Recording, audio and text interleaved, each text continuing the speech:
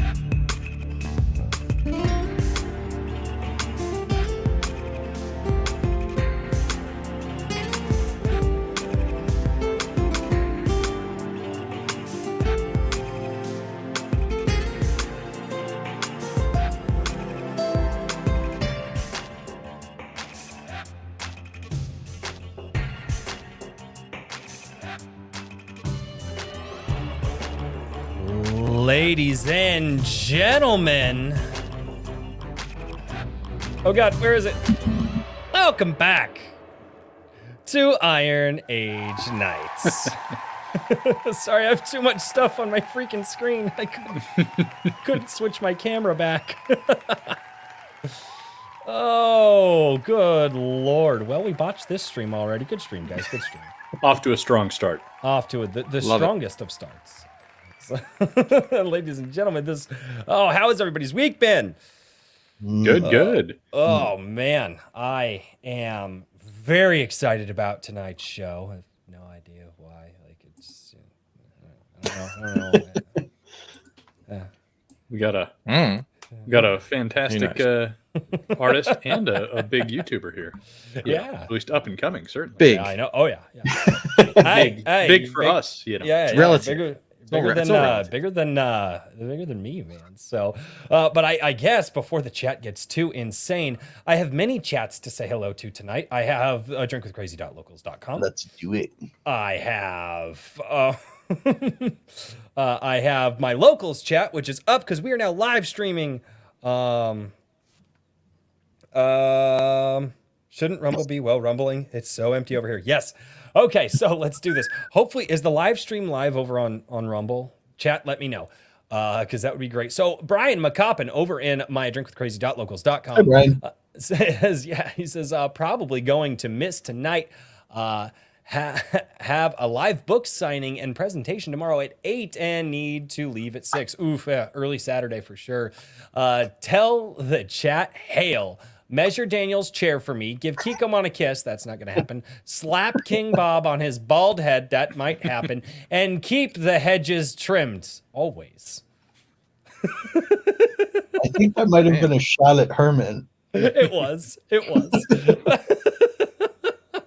And I had to read that one because he's not here, and I will forget that, so I will do that. Usually it's just a short hello. But in the Gilded, Brian's just been choosing violence every time he responds to something. Oh God, yeah, no, it's my Gilded is getting insane. So, all right, over in the YouTube and in the Rumble chat, we've got King Bob, but he's Lieutenant Bob over in Rumble. King Bob.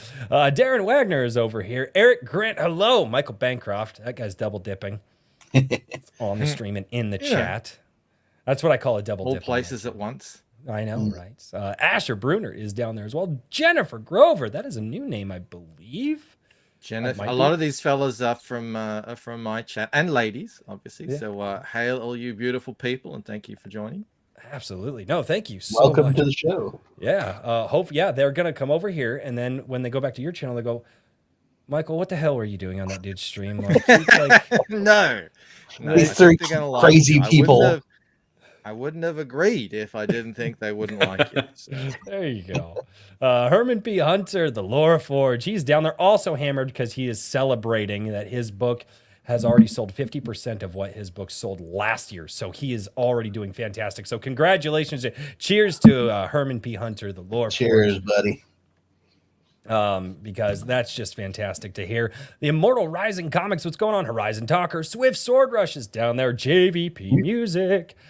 We've got Megatonic Audio, Christian Magrum, Wrangler, Black Rose Comics, Guilty Gearhead, oh God, Redoubt Productions, and Redoubt Productions is also over in the Rumble chat. So if you guys want to go over to Rumble, supposedly you can say spicier things over there if you so need to say spicier things. Game of words. Yeah, right. Gamer word. Yeah, I know. Oh, good Lord. Evely Music is over here as well. Hyper Wizard, what's going on? The chat keeps jumping on me. This is terrible. Trippy Soul, how are you doing? Maji Chan, hello. And I think I finally caught up. Eric Wag and Bong Donkey. Okay. I think I caught everybody. And if I missed you down in the chat, you are more than welcome to make fun of me. Everybody else does regardless. True. Oh, Redoubt Productions says George Carlin's 7 dirty words. Yes.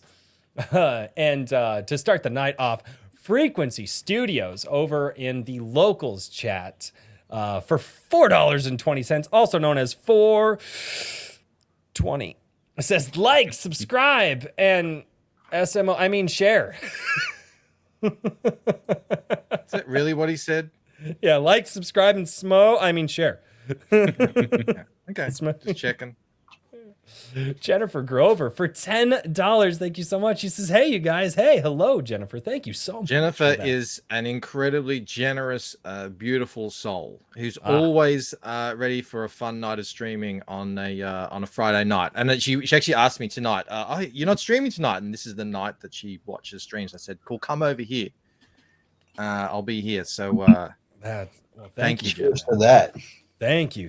Yeah, I also have a beautiful soul that gets really, really crazy with the donations. His name is Kikomon. I haven't seen him here. I'm aware of Kikomon. The legend of Kikomon is vast. Have you played his theme song on your show too? I haven't. No. Okay. No. So he hasn't gotten to you yet. And now he will. You're gonna slide into my DMs or something. Oh my God! No, he'll slide into your chat and super chats. Super chats. Yeah, he will. Yeah, Kikomon's awesome. I love Kikomon. He's absolutely fantastic. Well, I guess we'll start the show off. All hail King Richard, the Iron Heart. Sir, how has your last week been, man? I heard that you're looking a little flushed. Yeah, I've been the whole family managed to contract kind of a creeping crud over the past week, so we've been doing that, and I've been trying to get everything going with Anvil, and that's coming together at the 11th hour, which is kind of what I planned, really strategy wise. But it's one of these things where we're moving, we're getting there, and it's very exciting. There's going to be some very exciting news coming out on Monday related to it. Might drop a little hint about what exactly that is on Sunday. There you go. Oh, great. Yeah, and on your chill stream? Yes, on the Sunday night chill stream. I think what I'm going to do is I've been doing these daily tweets of little art samples from the Anvil magazine Twitter. So I'll probably do that there on Sunday for the kind of last minute contribution that we had. So there you go. Right on. Mm-hmm. Awesome. I am excited to see Anvil. I am excited to see it. Yes. I've been working hard on it. Yes. I'm surprised you sleep anymore. Just the amount of work that you're doing. I sleep. Yeah. Mr. Daniel P. Riley, good sir, how has your last week been? What have you been up to? Aside from working on Anvil with Richard and the incredible writers we've decided to put in the magazine from all the submissions we got were pretty amazing with these stories. You blew me out of the water. Aside from that, I finished G Sedai 2. Yes. Good I job, actually put sir. G Sedai 1 up there, although Yep. it's kind of obscure. Hidden behind the mug. Right. Hidden behind the mug. Fantastic. Well, Yeah. Sorry. That was You a can see lot, it. man. Yeah. Last week, Sunday, I had a conversation with the guys in my men's group, and when I woke up on Monday, I was just like, "What if I take the brakes off?" You know, my goal has always been 5K a week, just kind of pace myself, go along, not push too hard. And I was like, "What would happen if I take the brakes off?" And that's what I did in between And you're working hitting on stuff with. 5K a day I saw in one of your posts. Yeah. What? It Several ended up days there. being 5,000 like, words a day for like however. Yeah, it was insane. Yeah. No. yeah, it ended up being on average 4K a day, like if you put the whole week together, because I did the epilogue today, which was another 2,000 some Jeez. words. So about 20 in a week. Wow. Wow. And my super secret project is finally finished. There you go. Being all super secret about that super secret project. Well, I did share the link with you. Possibly. He may Yeah, or may not have actually seen the link. No, it was Probably. over in the Gilded. Okay, all right. Yeah, it was over in the Gilded. I saw the link. I just, chaos and we'll get to it. We'll get Yes. to it. We'll get to the super secret stuff. Oh yeah, Wait, am I super supposed secret project later. Wait, am I supposed to show the super secret project? Later or now? Yeah, or during the whenever. shill, Okay. during our closing Okay. shill. Yeah, portion. during the closing Oh, show. during drunk Probably shill. wouldn't be super or secret during then. or during the absolute chaos that this show turns into at about 90 minutes. There you go. we know how far we can take it, Michael, and hopefully you do too. Ladies and gentlemen, that's how I'm going to segue into introducing Michael Bancroft to Iron Age Knights. Sir, how has your week been? It's been busy as always. My weeks are always busy. YouTube, comic books, all that sort of stuff. Never a dull moment. Before I introduce myself, I just wanted to, I guess, bring something very important to me onto your show. You see the sign here. This, your channel is called A Drink with Crazy. So I thought, if you've got a hard-earned thirst, you need a big tall beer. So I brought on some Australian Victoria bitter. It's the amber nectar of the gods. So I'll be drinking that tonight. Oh. And if you say about 90 minutes in, that's about right. That's about right. In a state. I'm no longer that big of a drinker. My wife, she doesn't appreciate the beer gut. Right. So this is gonna hit me hard in about an hour and a half. So I'm gonna have to that. get I am My drinking buddy for the night right there. Oh God. Here we go. Look at it. Doesn't that look beautiful? And that you put it does. in a proper glass too. Yeah. Yes, we are gentlemen and scholars over here. Yeah, I'm drinking out of a can like a scrub right now. but- Cheers to that. I thought of doing that, but I thought no, I have to No. have to put on a good show these lovely Iron Ages that they have friends over here in CG, men of high society and all that good stuff. So. Always the highest Where? of societies. Say, who are these people you speak of? Who are these people? Oh, they're out there. I'm sure they're out there. Definitely not me. I'm like, Andrew Campbell says VB equals very bad. Incorrect, sir. Incorrect. It's just I'd requires be a willing certain. If I can get it over here in the States, I'd be willing to try it. I fear no beer. Except for IPAs. I hate IPAs. They're absolutely horrible. Well, look, VB is a working man's beer. It's the beer of the builders and the plumbers and the bricklayers and everything, and the comic book creators too, because we are working men. Yeah. No, and that's not a lie at all. That's not a lie at all. hardworking from what I've seen. Hell yeah. Yeah, I don't think we all sleep very well anymore. What is it? What is sleep? Yeah, I know, right? It's this. I haven't heard of that in a while. Yeah, no, I know. It's something I did when I was a kid, I guess. I don't know. I think I'm the only one who gets a regular set amount of sleep in this group. The whole getting to sleep part is not hard for me anymore. Now it's the staying asleep part that's just killing me. Like, why am I awake right now? What's Oh. happened? It's like, well, it'll be like 2:30 in the morning, and I'm That's just the like, beer talking. This is I'm a 7-hour sleeper. It doesn't matter when I fall asleep. Like 1 o'clock when I finally settle down after the show, 8 a.m. eyes open, and I'm ready to go for the next day. My normal day, 6 a.m. I am 6 hours. If I go over 6 hours, I feel just terrible all day. So I try to hit about 6 hours, and then I try, but anymore I'm getting about 3.5, 4, That's and then not my good, eyes. man. No, I don't know what the hell's going on. Something's I think my gilded is giving me neurological problems. So, speaking of sleeping, Yes. Lucent, Yes. Oh my god!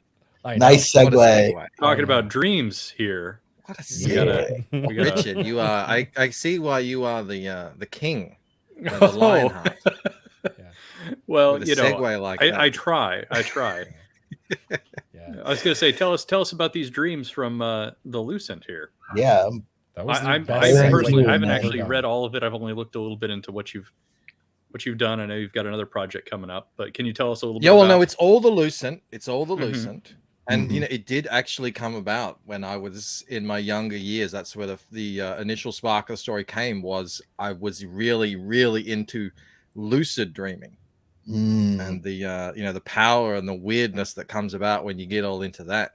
But yes, this story's been in development for a really long time, and it's essentially like you ask your question like, what if people were able to unlock these really cool incredible abilities through their dreams, and not just now, going all the way back to even before the beginning of civilization.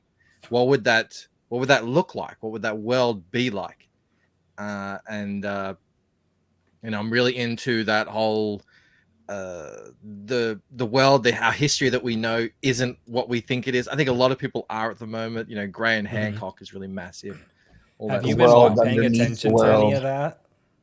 What's that? Sorry. Oh, the Graham Hancock stuff. Have you been paying attention to? I've been into that sort of stuff since they first started appearing on Joe Rogan. I was like, what is all this stuff? This is like, this is the coolest shit ever. I gotta know what this is all about. So yeah, imagine just like in our world, like the truth has been hidden from our eyes. It's kept secret by a sort of a cabal of people, protected for millennia. What would that world look like? So that's Ella Forsyth there. The Lucent, the Lucent, the story, it's about her. She finds herself in that world. She's been having these really crazy dreams when we meet her, but she lives an otherwise ordinary life. While in Waking Dream, as the title suggests, she finds out that her life is anything but ordinary. She's the barrier between her dreams and reality start to break down. She's and at the end of the book, she unleashes these powers she didn't even know she had in this really extravagant way. That was the first book. I'm currently working on the second book that people can sign up to. I'm hoping to launch that, I think, in June now. Nice. I'm trying to do what a lot of people are doing now, including Eric July, where you get like, if not the majority, all of the book done. I won't be able to get all of the book done before I go live with it, but hopefully, the overwhelming majority. So, yeah, and in that book, she's now she's out. She's been exposed, so now she's getting hunted by those people I mentioned earlier. And the more it seems like the more help she accepts, the deeper she gets drawn into this crazy world. So that's the awesome. Lucent in a nutshell. So the burning question from the writer and me is there an aspect to the story where she struggles with reality versus the waking dream? She struggles the whole time. Awesome. She's she doesn't want to believe effectively that this thing is happening, as you wouldn't, I wouldn't. Like, it's all too crazy. And she's the antithesis of a character like Ray. you know, who Thank God. just discovers that has these powers, just like Ray did, and then all automatically, oh, she's the bestest ever, and she's doing all this. No, this is going to happen in Painted Death, where now she's aware that this is in her, and now the events of the story, the plot will unfold. She'll be tested, and I think, like all good protagonists, she's going to fail a lot more than she succeeds. Yeah, I think that makes for a much better story. It did the same thing for Legacy of Heroes. All three of the heroes in that story were bungling stuff left and right. And the one girl literally screamed the roof off of a garage by accident. Because she's It's important to have them fail, and then there be consequences to that failure. Oh yeah. And to that actually resonate throughout the story. That's another thing I've been noticing a lot recently, is like, characters, even when they are flawed and do make bad decisions, it doesn't matter. It's like, whatever. Just, yeah, there's no consequence, no stake. Yeah. I've noticed the same thing, and that's what I've been trying to do with my writing, is keep it fantastical but still somewhat realistic, so it's believable. Yeah, that's one of the things that you see a lot of writers seem to struggle with, is the consequences of their characters' actions, and how they either make all of the right decisions, or they, like you guys said, they make the wrong decisions, but nothing ever. There's like lucky. Oh, that could have been really bad. Boy, I should. You know what I mean? Like the lucky break seems to be this crutch that in comes the hand of the writer to just push everything aside and make it easier. Yeah. No, absolutely. And I've seen that, and that's definitely something that gets a little bit strange for sure. So. Yeah, it was one of those things, like even designing Paragon, who is essentially indestructible, I had to come up with something that made him flawed, and it was his inexperience, his naivety. He had to learn how to land without breaking the street below him every time he hit the ground. He had at one point, he was actually so scared of what was happening that he ran away, and he's indestructible. There was no reason for him to be afraid, but he still ran. It was psychologically terrifying. That kind of reminds me of like the Hitchcock movie with Will Smith, is because like the guy is so freaking powerful, and the biggest crux of the situation is he's just a colossal ass. Like, and society hates him. And given up, nihilist. Yeah, exactly. Yep. And he has to make it up to society before they'll even just accept him. And they really should have like cut the last quarter of that movie off and did something totally different. But they always do that. The Hollywood ending. My God, I know. I've had enough. Yeah, that movie was fantastic up until like the 1 hour mark, and then it started going downhill. You're not wrong. You're not wrong. What I was going to say about Hancock is, I don't know if you guys have ever heard this, but apparently the original screening of the movie was received so badly that they went back and like mutilated it, like completely tore it up, and everything else, because it was extremely dark. Yeah, really, probably would have been better. Yeah, I think they did feel a bit disconnected. Yeah, that makes a lot of sense. It was going to be super dark apparently, and everybody was like, "Well, this is awful," and it had no point. And okay. Well, dark without a point, that doesn't. Yeah, work. Exactly. Yeah, that doesn't work at all. Huh. I could just be making that up. I'm not entirely certain. Dude, I'm not looking at Iron Age Knight's rumor. Right. You heard it here, folks. Blame Richard. That's what's awesome about the internet, though, is you can say stuff and just like take it on faith that nobody is going to double check you. There you go. Yeah. How do you think I've run the website? That's my entire comment section, actually. Yours too. Everyone. Hey, we have something in common. There you go. Crazy. Actually, the other day something happened. It was so rare I had to tweet it out. I took a screen grab of a comment It was I in saw relation that. to April O'Neil and some. I've been getting 10 comments a day now for 2 weeks. April O'Neil was originally black in the comic, and all I can respond is no, incorrect or something. Yeah. I'm not going to get into it. Yeah. And someone actually replied and said, "Oh, I checked. You're right." I was like, Yeah. What? Bravo, What just Rando. happened? Yeah, I did see that tweet of yours. That is incredible when that happens. Like- It's happened to me like a couple of times, and it's like weird. Like you don't know how to deal with, because you always have your shield and sword up on the internet, right? You You do. always have Yeah. them up, and then when somebody does that, you just like, well, that's Something not how I- legitimately normal happened on the It's internet. like a human being. What's No. happening? It's like- You can I change their do- mind Human when presented interaction. with different evidence. and not I do have to say this because the membership stuff will disappear because it doesn't. I can't save it in StreamYard. But Maji Chan, a member for 4 months on the channel, says, "Hey Royce, the wig of destiny is stuck on your face. I am aware. I am aware. Is that the beard? No, Yeah. it's the there's I did a video a while back and some guy came in and tried to be just a really snarky ass about how he knew I was wearing a wig because apparently my forehead moves a lot but my hairline doesn't, and like that was his whole thing, and he's like, so next time why don't you just man up and take it off? So I was like, oh, I'm gonna have fun with this. So I took screen grabs of it, shared it everywhere, and I was like, tomorrow on Sunday Coffee the wig comes off, and I was sitting there tugging at my own hair. I was just having a great, and thus the wig of destiny was born.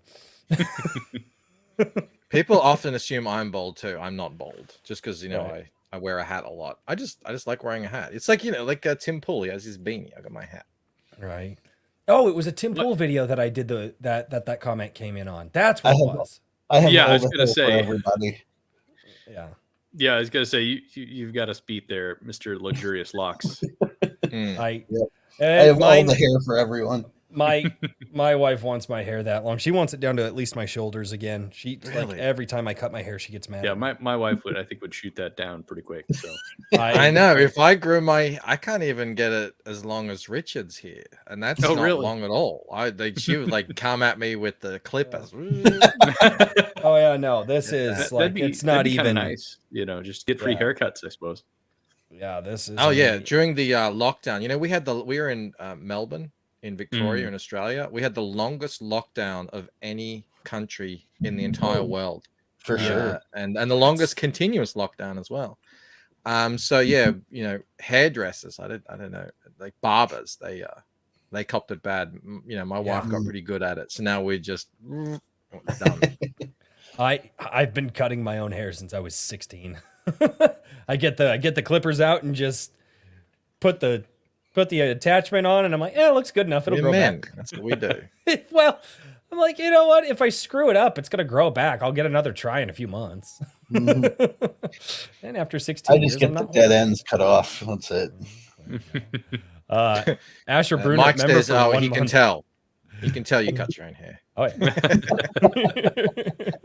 Asher Bruner, member for 1 month, says play the song for Kikomon. I may have to. I haven't seen him comment in a while. I need to touch base and Later. see how he's doing. Have you guys seen Kikomon around lately? He had some personal stuff, so he Oh. may be backing off a little bit.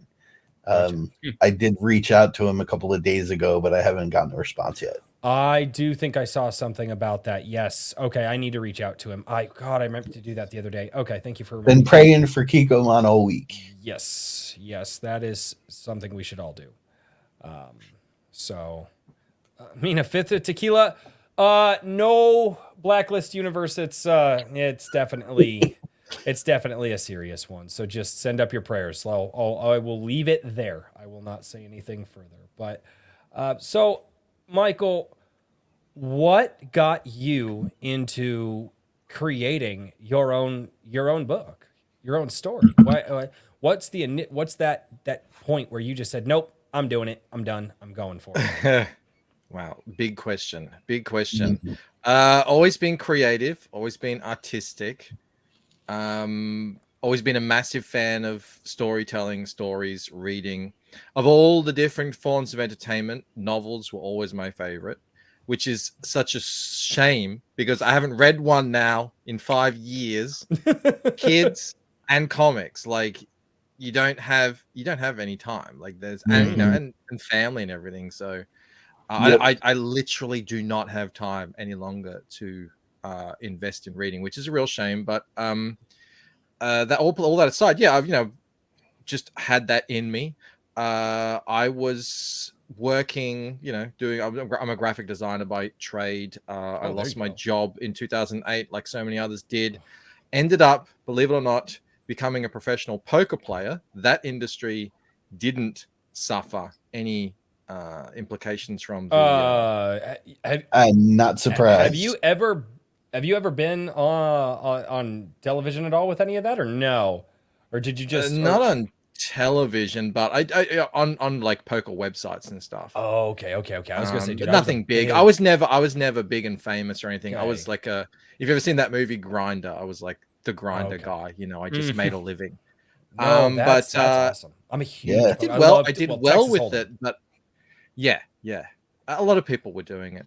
I did well with it, but I was just kind of unfulfilled. Like, I had all this money, but I would just, I don't know, I felt like something was missing. So I started writing this story, and I didn't even know what it would be. Would it be a novel? Would it be a script? I don't know. I didn't even think comics back then, because even though I started, that's my good friend.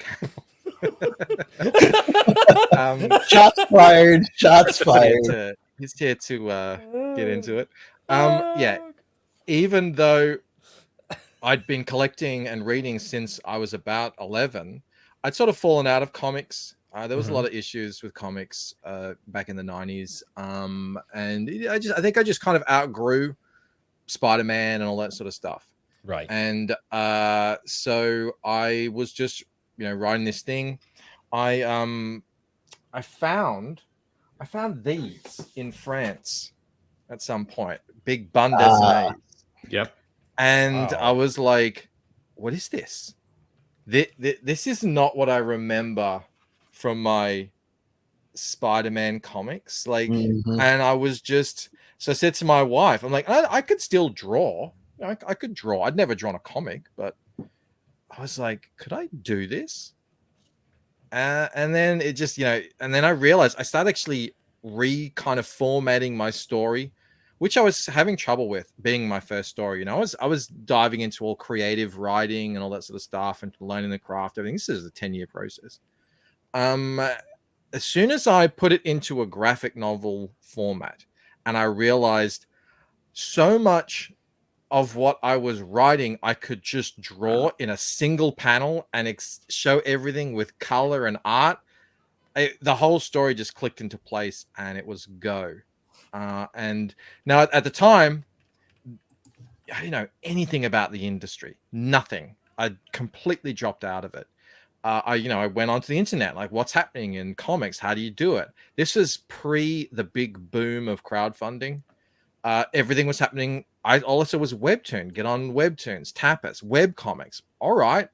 You got to have a website or you got to put it on one of these sites. So I did that for a couple of years. I was pretty successful. I think I ended up with about 25,000 subscribers. Wow. But it was amazing because you get weekly feedback. I was learning while I was doing it. Every time I would draw a panel or put my story out there, that was the first time I'd ever put a story out there with my own words and my own art. So people were giving me feedback. It was amazing, but it was hard to, you'd work something for a month and sometimes you wouldn't get any response. But as well, you guys know this, getting yourself out there as an independent creator it's like screaming into a hurricane. You can't, no one can hear you. Yep. We call it screaming into the void. Exactly. Yeah. And, so, I started out with 0 Twitter followers. I had 50 people follow me on an old channel that I had from 10 years ago with some time-lapse art. You're starting from nothing. And, you get onto Twitter and what do I see? Oh, you have it easy because you're a white man. We need to prop up this woman here who's like 15 years in the industry and has 100,000 followers. We need to shine a light on her because she's a woman. I'm like, well, that's weird. All really, right, the woman who well, has literally 100,000 times the people that I have. She's got it harder than I do. Yeah, that's exactly. Yeah, And I'm that like, well, how makes- does that make sense? I don't have any power in this industry. I don't have any voice. Yeah, but traditionally, white men Yeah. have had all the power in comics, and you're a All white man, the power. all right. Okay. So I was like, I love what I'm doing, but I'm not, these aren't my people. This is not where I belong. I have to keep my mouth shut because every time I speak, I get, there's forums and stuff or Twitter. And I had 100 followers on Twitter, whatever at that point. Here'd come the barrage. So I just on YouTube and I'm, getting more interested in comic books because of what I'm doing. And I find this guy, Diversity in Comics, and I'm just like, holy crap, what is this? This is it. This is everything. This is what I'm talking about. He's showing off these Marvel comics that I hadn't looked at in years, and they're terrible. But he's not just hating on it. He's also showing great stuff. He's like, check out this Punisher. Check out this Kenneth Roquefort. These are great. So I was like, all of a sudden, I'm getting back into comics. I'm reading comics. Oh, it's great to have a guy who can tell me what's happening in the industry, but also, show me some good stuff as well. So I get into that. And this is like 2017. And then boom, the whole industry loses its mind. Just buck wild. And I'm like OG YouTuber, internet culture war guy. I was there with internet aristocrat and Gamergate and Sargon and all those guys. The original. wow. What were they called? The kill streams and the Yeah. blood sports and all that. That was like just what I would listen to while I drew. So I was getting all this based content, and then I'd go out and put it up onto this really, super woke. Well, it wasn't called woke back then. Funnily enough, the Lucent was originally called the Woken. This is pre the word woke. Oh, wow. And they said the word woke starts coming around. I'm like, God, I hope this doesn't.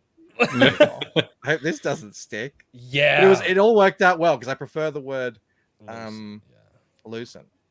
And anyway, Comicsgate erupts 2018, and it's just like before CG crowdfunding in comics, it was you already sort of had to be someone, and maybe you could scratch out 5K, 10K. Most people were making 1,000.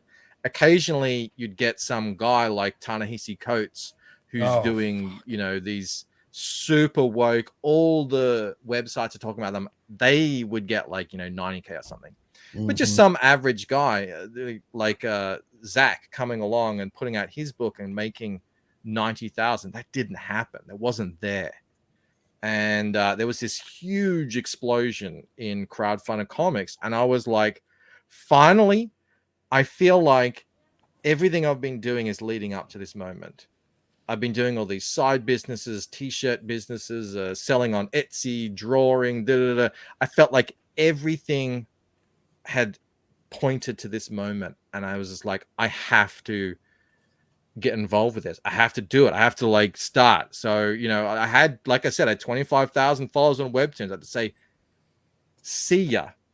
I'm going over there where this is happening. And yeah, I haven't looked back. Like, they're my people. I'm talking about CG. These are people who understand what's the agenda, what's out there, what's been pushing in entertainment and everything. And started my channel. I think it took me years though to start my channel. I don't know about this the same with you, Royce, but I bought a microphone and a webcam, and they sat there staring at me every day, like do a video, and I was like, oh, I'm afraid, I don't know what to say. It's I tough. bought it to force myself to do it, and started it intimidating. in like 2019 or something. Started putting the comic out there. It grew, and here we are. Hope that awesome. wasn't too much of a long, weird rant. No, not at all. Oh no, Oh, that's not it's even good. that's not a rant. So yeah, no, no. I'll Go ahead, rant Rice. later probably. No, well, here's one thing. And a lot of people are like, oh, sorry. Like we've had a couple of people, oh, sorry for going on to. Like, no. This is your show. The point of this is to introduce people to. And I if I was finally able to phrase it last week, John A. Douglas had me on his stream to interview me, which was weird because I'm so often, the interviewer. But I finally put it. I said, like I know, I'm supposed to do one thing. I'm supposed to gather people together. And with my channel, what I want to do is and that it's why I don't only do like the Iron Age stuff, but it's why I'm doing other stuff to try to chase the YouTube algorithm. I want to bring fans in, and then I want to show guys like yourself to these people that I'm bringing into the channel. And I tell people all the time, and this is why I like the way that Richard and Daniel have tempered me on Iron Age Nights, is because I have looked at people and I said, I don't give a crap about selling someone's book. Honest to God. I want to sell you the next author. I don't want to sell the next Star Wars. That's not my job, right? It's not my job to sell Lucent. It's your job. My job, I want to sell the next George Lucas. That's what I want to do, right? I want to find that guy. I want to introduce that guy to the group of people who are going to go out there and buy their things. So when you get a guy who is charismatic, such as yourself, who's like, here's where it all started, here's what I saw, here's how I began it, here's the struggles that I went through, and you go for it, that makes my job easy. Unlike Otherwise, me. it's like pulling blood from a stone. No, yeah. I'm totally on board with that, man. It's something that Comicsgate discovered. It's like we found this forgotten artifact, in an old cave or something. And I didn't think we planned it. I think we meant it. It just happened. And it wasn't just one person, it was many people. And it's been very messy along the way. This discovery is very powerful. And that's that if you can get in front of a camera on YouTube and let people see you and as a genuine person, they'll be interested in what you're doing and they'll come out and support you because they want to see you succeed, because they've become invested in what you're doing. And that's why we continue to punch way above our weight, even as, we are like, we can't deny it. We are a niche within a niche within a niche. When we talk about Comicsgate, independent comics, within the world of comics on the internet. It is a tough sell, right?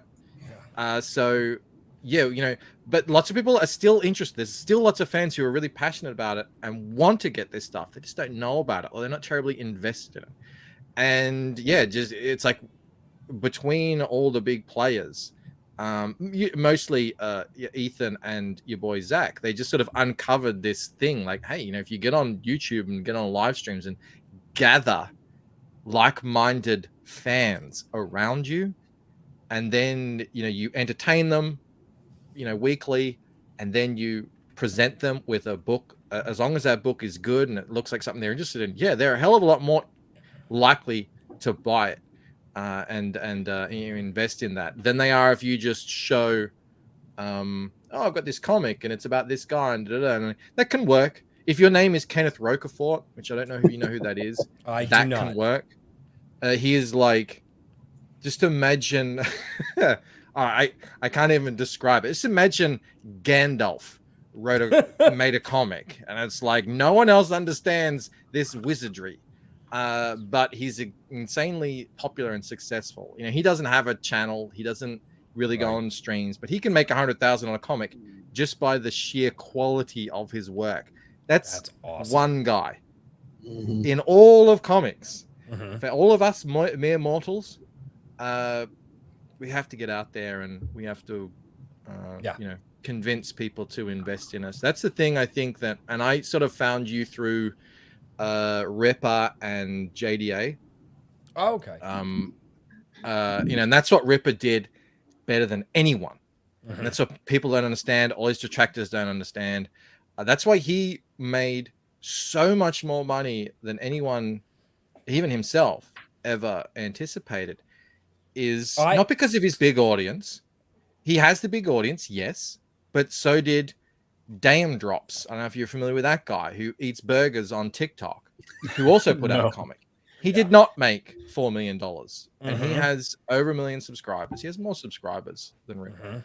Ripper's secret is he convinced his fans to invest in and believe in what he was doing, and that's why I think CG and Iron Age guys, like it's very much cut from the same cloth. It's like we actually believe in what we're doing, and I think the fans pick up on that.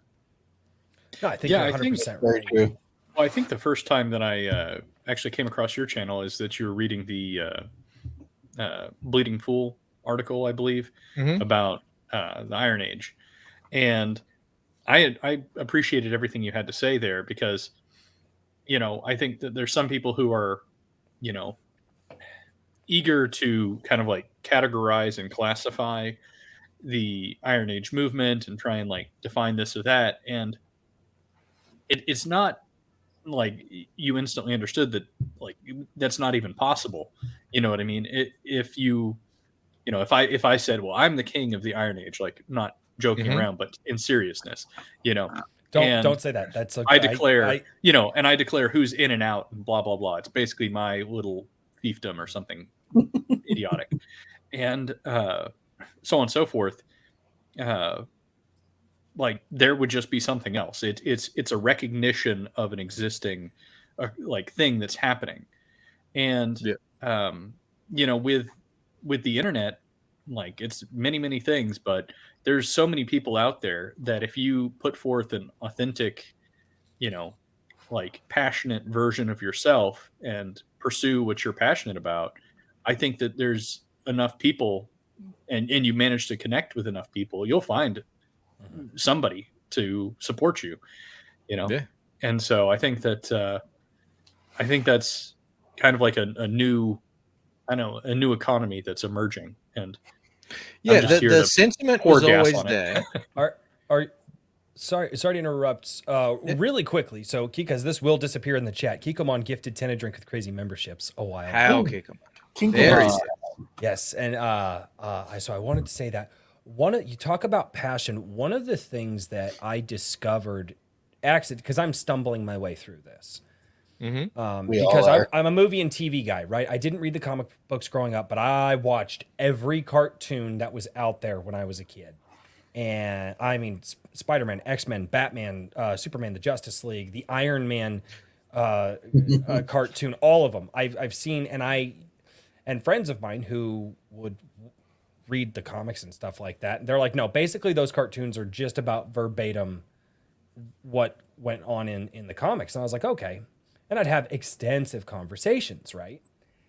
And somewhere along the way, stumbling through this, and I've always been honest about it, right? I've read like 4 comics in my life, but I know the comic book characters well out of my own research of them and talking with other fans of them. I'm a fan I'm a cartoon guy. But something clicked in my head a while back, and I flipped my shit. And ever since I did that, like I'm like, this is what I need to talk about. And I keep telling people, give me something that I can put in the hands of my kids, because that's how we win this culture war thing that's going on. And when that finally clicked for me, a lot of people, they private messaged me, came on the channel, and they're like, dude, you're right. They're like, we need to start thinking about telling good stories that not necessarily just like for kids, but stories that are accessible to them. They could still be stories with maturity and realism. But I really found my home with that here. And it shows that this diversity of thought, like legitimately that is existent in this movement that we're a part of. Because I think you just got into the same movement that I'm in just a little earlier, and we kind of have different names for it. But we're a part of that same energy. But there's but I found my home saying, give me something to put in the hands of my kids. And you found your home in it for a different reason. And Well, it's, I and have it's kids as massive. well.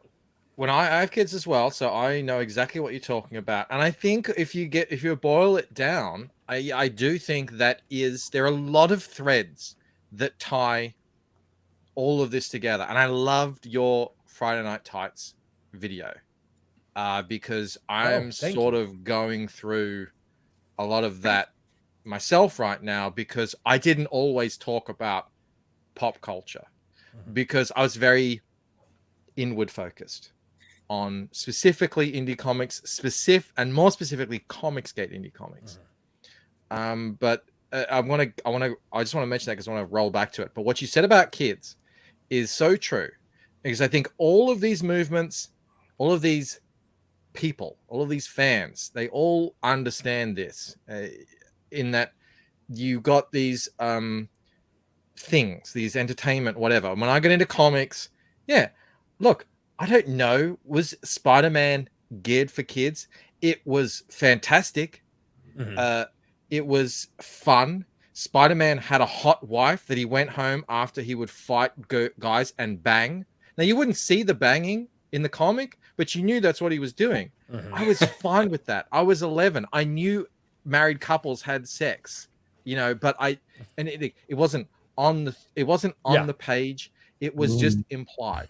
Yep. But in somewhere along the line, all of these companies, movies, comics, cartoons, TV shows, everything, they've become so warped and distorted through this new woke approach to all of this that now, you can't actually feel confident giving your stuff to kids anymore. So yeah, I promote comics I promote comics 3 or 4 times a week, every week, have done for about 3 years. There are loads of new all ages stuff coming in through the indies. And not only that, whenever a property hits the mainstream that is genuinely all ages, it goes gangbusters. Mario is about to hit the cinemas, and it's going to break records. Oh yeah, no, I would imagine that I may have to take a weekend off from this just to take the family to Mario, because that's like, my kids have been talking that the Mario movie's coming out, and I'm like, yeah, we're gonna have to go see and I'm like, it's Mario. Like, I'm not a big Mario guy, but my kids are like, Dad, the Mario movie's coming out. And I'm like, all right.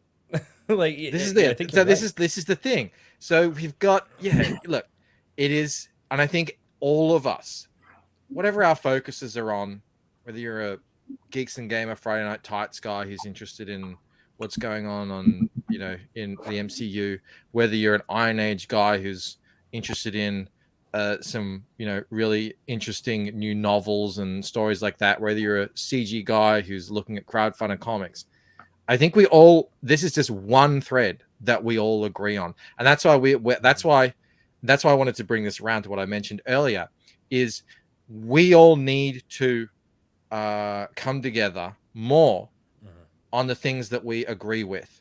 Yeah, we might not be interested in the same stuff in the minutia, but there are the fundamental value stuff I think we all agree with. We recognize that there's something terribly has gone wrong in entertainment, and that entertainment is important. Now, I love Gavin McGinnis. I think he's a funny guy. He's dead wrong when he says this stuff is unimportant. It is really important. It was people that said this doesn't matter, and I get this in the comments all the time. Who cares? This is for kids. Why do you worry? You're a grown man. It's like this. Like, if you have that mentality, you give it to them, and what are they going to do with it? Well, we see what they do with it. Yep. It's in almost everything now. Sad but true. I've been pointing this out, and this starts to kind of touch on like my political nerve. And I won't go full politics here, but I do have to mention it, right? The left, whatever you, and I'm not going to get into the discussion of left versus right here, but the left, and all of us, I think, can understand the definition that I'm using here. The left has been so hyperly effective infiltrating culture and society that the one thing that the right never recognizes when the left is making the next move to take more and more away. And look at how viciously and ferociously they're going after children right now to try to put anything and everything they can possibly believe in, no matter how depraved, in front of the kids. And then you get guys out there that go, "Oh, it's kid stuff, pish posh." Does that really? Like, so you don't want to put something other, because here's the thing: if you only put one thing in front of a kid or a child, and they're a lot smarter than you think they are, but they don't have the wisdom, right? If they only have one thing to look at, guess what? When they're 20 years old, they're going to grow up on that one thing they had to look at. So this is kid stuff. Why do you care about it? Because I have 4 kids of my own, and I want to put something else in front of them that's not fucking drag queen shows and story time. Like, you get what I'm saying? But I saw a great meme the other day that articulates this in one pithy quote: "If you have to normalize it, that means it's not normal." Mm-hmm. Yeah. Yup. 100%. I'll weigh in a 100%. little bit on this as the guy in this group who has a 20-year-old child. She'll be turning 21 in a couple of weeks. God help me. Don't follow your dad's influence. Don't do what he does on Fridays. She's upstairs. She didn't hear you this time. She may watch the stream later, though, so she'll catch it. But anyways, I agree to a point. The minor little bit of pushback on that, only because she grew up in all of that. Like, yes, I took her out of public school after a certain point where it got retarded, and homeschooled her, really put the work in myself. But she did go to high school in a public school. So she, at the most crucial, pivotal point of her young education a couple of years ago, she was, it was all right in her face. And we had a lot of hard conversations because of it. But as she got older, through the years of us having these conversations, she started making her own decisions.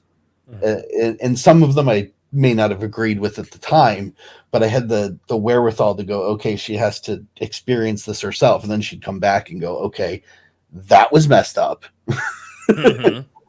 Yeah, you're right, Dad. And I was like, well, yeah. but you put that other thing in front of her. That's what I was saying. Disagreement at all. The fact that you're saying, "Oh, we homeschooled her. Oh, we had these really hard conversations." That's the reason I'm bringing. Yeah, the reason I'm bringing that up is that she was still exposed to it and the social pressure of it all.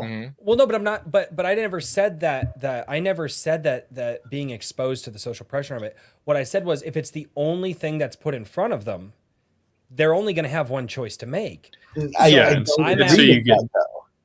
well, but if you get negligent parents, you're gonna. Yeah, well, and I think that's the other kind of 50% of this equation, right? You can have extremely, like, propagandistic and trash media and everything else, but if you have highly involved parent culture, right, if you have these relationships and everything else, but as it stands right now, there's something like, I don't even know how many, like, households in the US are dual income and send their kids to daycare and then public school and then everything else. You know what I mean?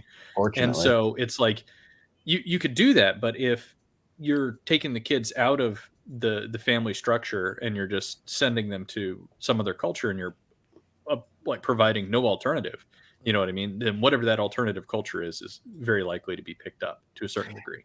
To a certain degree, and that was the point I was trying to get to, was that everyone, each of us, has gone through an individualistic phase of self-exploration. And yeah, the majority are going to unfortunately be sheeple. That's without a doubt. But each individual person still has that turning point capacity. So I agree with the alternatives. Oh. Having the alternatives out there for people to find. My best example for me was in real like classic novels. When I was young, I was all over the place, half the time drugged out of my mind.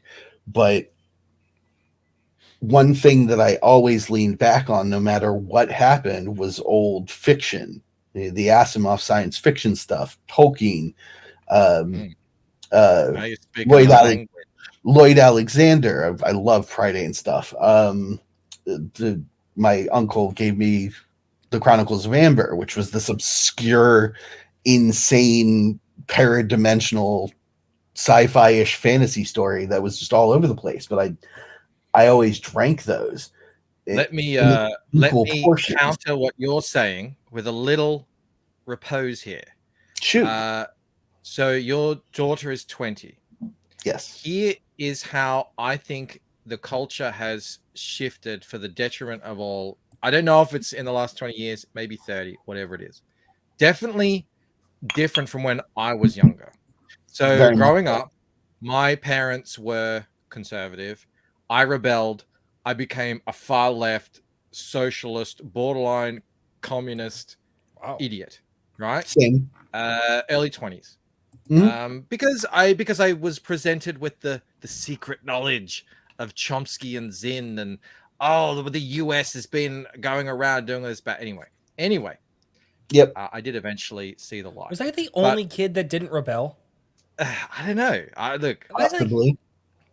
The And that was the point I'm making, is that there's the Sorry. rebellion phase where kids, teenagers specifically, will just 180 away from whatever's thrown in their face. It's Sure, a but they still standard latch practice. onto something. Yeah. And Yeah. I think it's I say good this. prep. I say this because I want to clarify that I've seen this from both sides. Gotcha. As someone on the left and someone who's now conservative openly. Back in the day, because the left hadn't achieved total domination over corporate, academic, political, and entertainment institutions, total domination that they have now, there was still an idea of, this is what we believe, this is what they believe. Mhm. Oh, liberals believe this, conservatives believe that. Now the narrative has shifted. Mhm. And it's subtle to a point that you don't really notice it until you push back on it, which I do every day now. So now I notice it. Is that now the narrative is, we are right, this is right, our premises are the truth, representation is a good thing, diversity is our strength, this, that, all the others, that is correct, it is unassailable, undebatable, de facto position, and that anyone who speaks out against it is grifting, is outrage merchant, is lying, is lunatic, or whatever. So it's like the whole point of this is to put anyone who argues against it on the back foot. So you're defending yourself instead of asserting yourself and all that sort of stuff. And that's why I think it is slightly different now. It's very different now for kids coming up now, because it's like, I mean, I find it hard to even discuss with people in my comment section about whether one thing or another, because they won't even countenance the sheer idea. They won't even accept the premise that, you know what, I don't actually think saying men can't become women is transphobic. I don't even accept transphobia as a thing. I don't accept the premise. They're like, you may as well be an alien. You're not even on the same plane as them. So I do think there's something that shifted, and I think it's down to the total domination of all the major institutions, including entertainment, very important, that's created that shift. And I don't know exactly when it happened, but it did happen. And we're suffering through it. It unfortunately always shifts back and forth. That's something I've noticed over the decades. And but like there is pushback.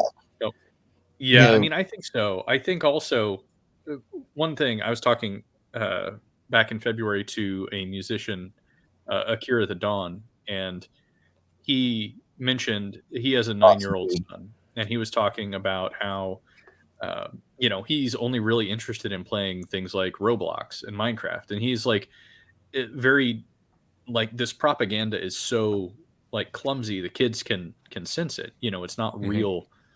It's Yeah. not real entertainment. It's not Right. real. There's nothing authentic or genuine about it. And so, it's one of these things where I think that as things get more desperate, there's the concerns that you can have things go sideways, sure, and obviously things have gone sideways increasingly over the past 5 years, really. But I also think that there's a certain amount of desperation that's going on, and short-sightedness. Razorfist was talking a while ago, and he said something to the effect of that the left is very short-sighted. They see something, they want it, you know.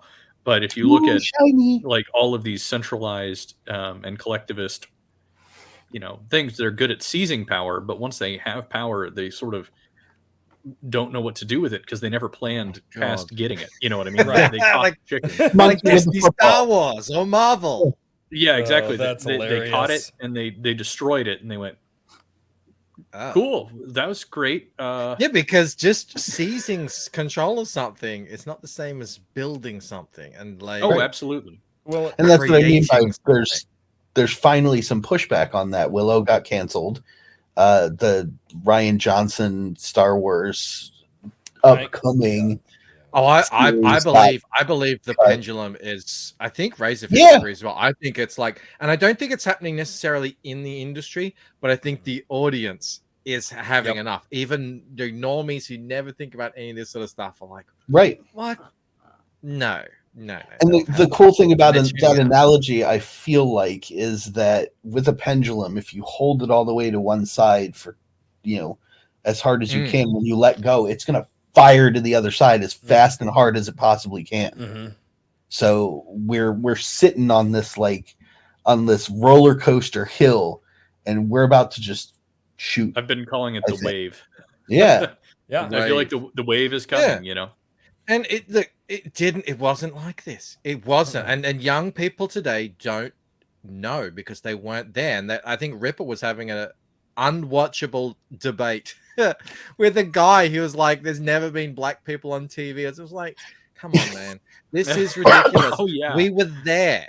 There. And I don't want 100% coverage of like conservative content out there. My book isn't conservative. I mean, I weave in certain values or whatever, but like, Yeah. Same. there needs to be an ebb and flow, not Mhm. just. And No. I agree. Well, I was watching. It was a critical drinker. He did one of his. I can't even remember what the segment was called, but it's where they would like review a movie, and he had on one of his fans who was. It's the movie. It's They Live.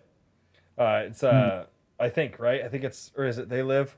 Where the famous line, I'm here to kick ass and chew bubble gum, and I'm all out of bubble gum. Yep. Yeah, Yep. and With the glasses. and they got and his subscriber, and it was really cool that Critical Drinker did this with this guy. But I'll never forget this. His subscriber sat down, and he was watching a movie with his nephew. It was like Lethal Weapon, or it was Beverly Hills. I can't remember what he was watching. He was watching something where basically you had, you had a white guy and a black guy on screen together, and then it was just a fun movie to watch with somebody, which age appropriate for the nephew. And the nephew looked over at the guy and he was like, wait a minute, white people and black people used to be in movies together? And he was just blown away. Like, what the he was like, but that's what they're teaching. That's what they're teaching. And I'm like, what the absolute, The Brie Larson effect. like, dude, I mean, one of my favorite movies of all time, and I go back and forth whether it's my favorite action movie of all time or if it's actually Die Hard, but one of my favorite movies of all time is Lethal Weapon. I freaking love Lethal Weapon. And then like in the fourth one, you get Jet Li, and they're like, and they're saying, Oh yeah, but no, I but mean, like, no, look, there were no female leads in What I'm movies saying, until the Brie thankfully Larson Jennifer effect. Lawrence came along. Yep. And Well, she Jennifer was Lawrence was the this is first thing. woman. She was the first Yeah, woman. she was Yeah. basically, she was, Yeah. in the Garden of Eden. Yeah. This is the thing in 19, this is predicted Parasite in Eve. 1984 Yeah. that they will rewrite history. Mhm. They will rewrite every book until there's nothing left but the endless present in which Roald the party is Dahl. always right. Like Yep. this is God, I hate that. I hate That- when people, that- I just, Pissed me because the you're hell not off. wrong, but man, that is, God, it's hard to think about that. Like, I can't. because it works. I know. Because it I know. works. No, I know. And But it's very difficult to maintain, right? Very difficult. And to so- do. well, yes and no. It'll take Well, a generation or two of If conditioning. if but it was easy to maintain, we would have seen somebody do it successfully. yeah, Right. it can only last We've for had so a bunch long. of tries. Well- You can't, I don't see how you can say This that brings me. Let's nerd out. oh, dude, technology Let's do it. technology is going to change. All right, I'll be the bad guy. I'll play bad guy. I don't even Oh, give a here we damn at this go. point. I will play Here the we bad guy. go. No, here's the thing: is we all say, well, if they could have. The problem is that the interconnectivity that we have with just these screens that are in front of us, and the disconnectivity that we actually have with the real world around us, is how they're going to get around. Now, my generation's one of the last generations to know what it was like without the internet, right? And thank God my kids still go outside and play with sticks, and I'm raising my kids that way, but a lot of parents aren't. And so the issue is that you're going when people are going, how are people not waking up? How are people not waking up? Well, you had 50 years of the TV newscaster telling them what to believe. And I still know people to this day who believe every single word that is said on CNN because they have been conditioned to do it. And so now that technology has evolved and information can transmit in so many different ways, and you have so many different popular, young, hip YouTubers and TikTokers and all this other crap going out there and conditioning people for it, not necessarily going to say that it's going to last forever, but that conditioning is going to be hard to break the longer that it's allowed to go on. True, it will have a pretty harsh impact. I think, I don't See, know Rich if it's is going to just last like- forever, but I I don't want to interrupt. No, It's I never don't. whacked. I'm sorry. No, oh, no, Richard's eyes starting to twitch. Yeah. Richard and I go back and forth a lot. No, Okay. All I was going to say is that I think that there will be eventually larger masses of people who just want to check out, right? But there's always been people who just kind of want to check out. Most people just want to check out. I don't know. I don't know. I'm not going to Beer. necessarily go into percentages, but regardless, I think that there's a lot of people who will want to check out. They'll grab onto something, go their way, right? But I think it also at the same time, like we wouldn't be here if it wasn't for technology. I True. firmly think that technology empowers the individual, right? And you could say, oh, well, actually it empowers these mega corporations, blah, blah, blah, right?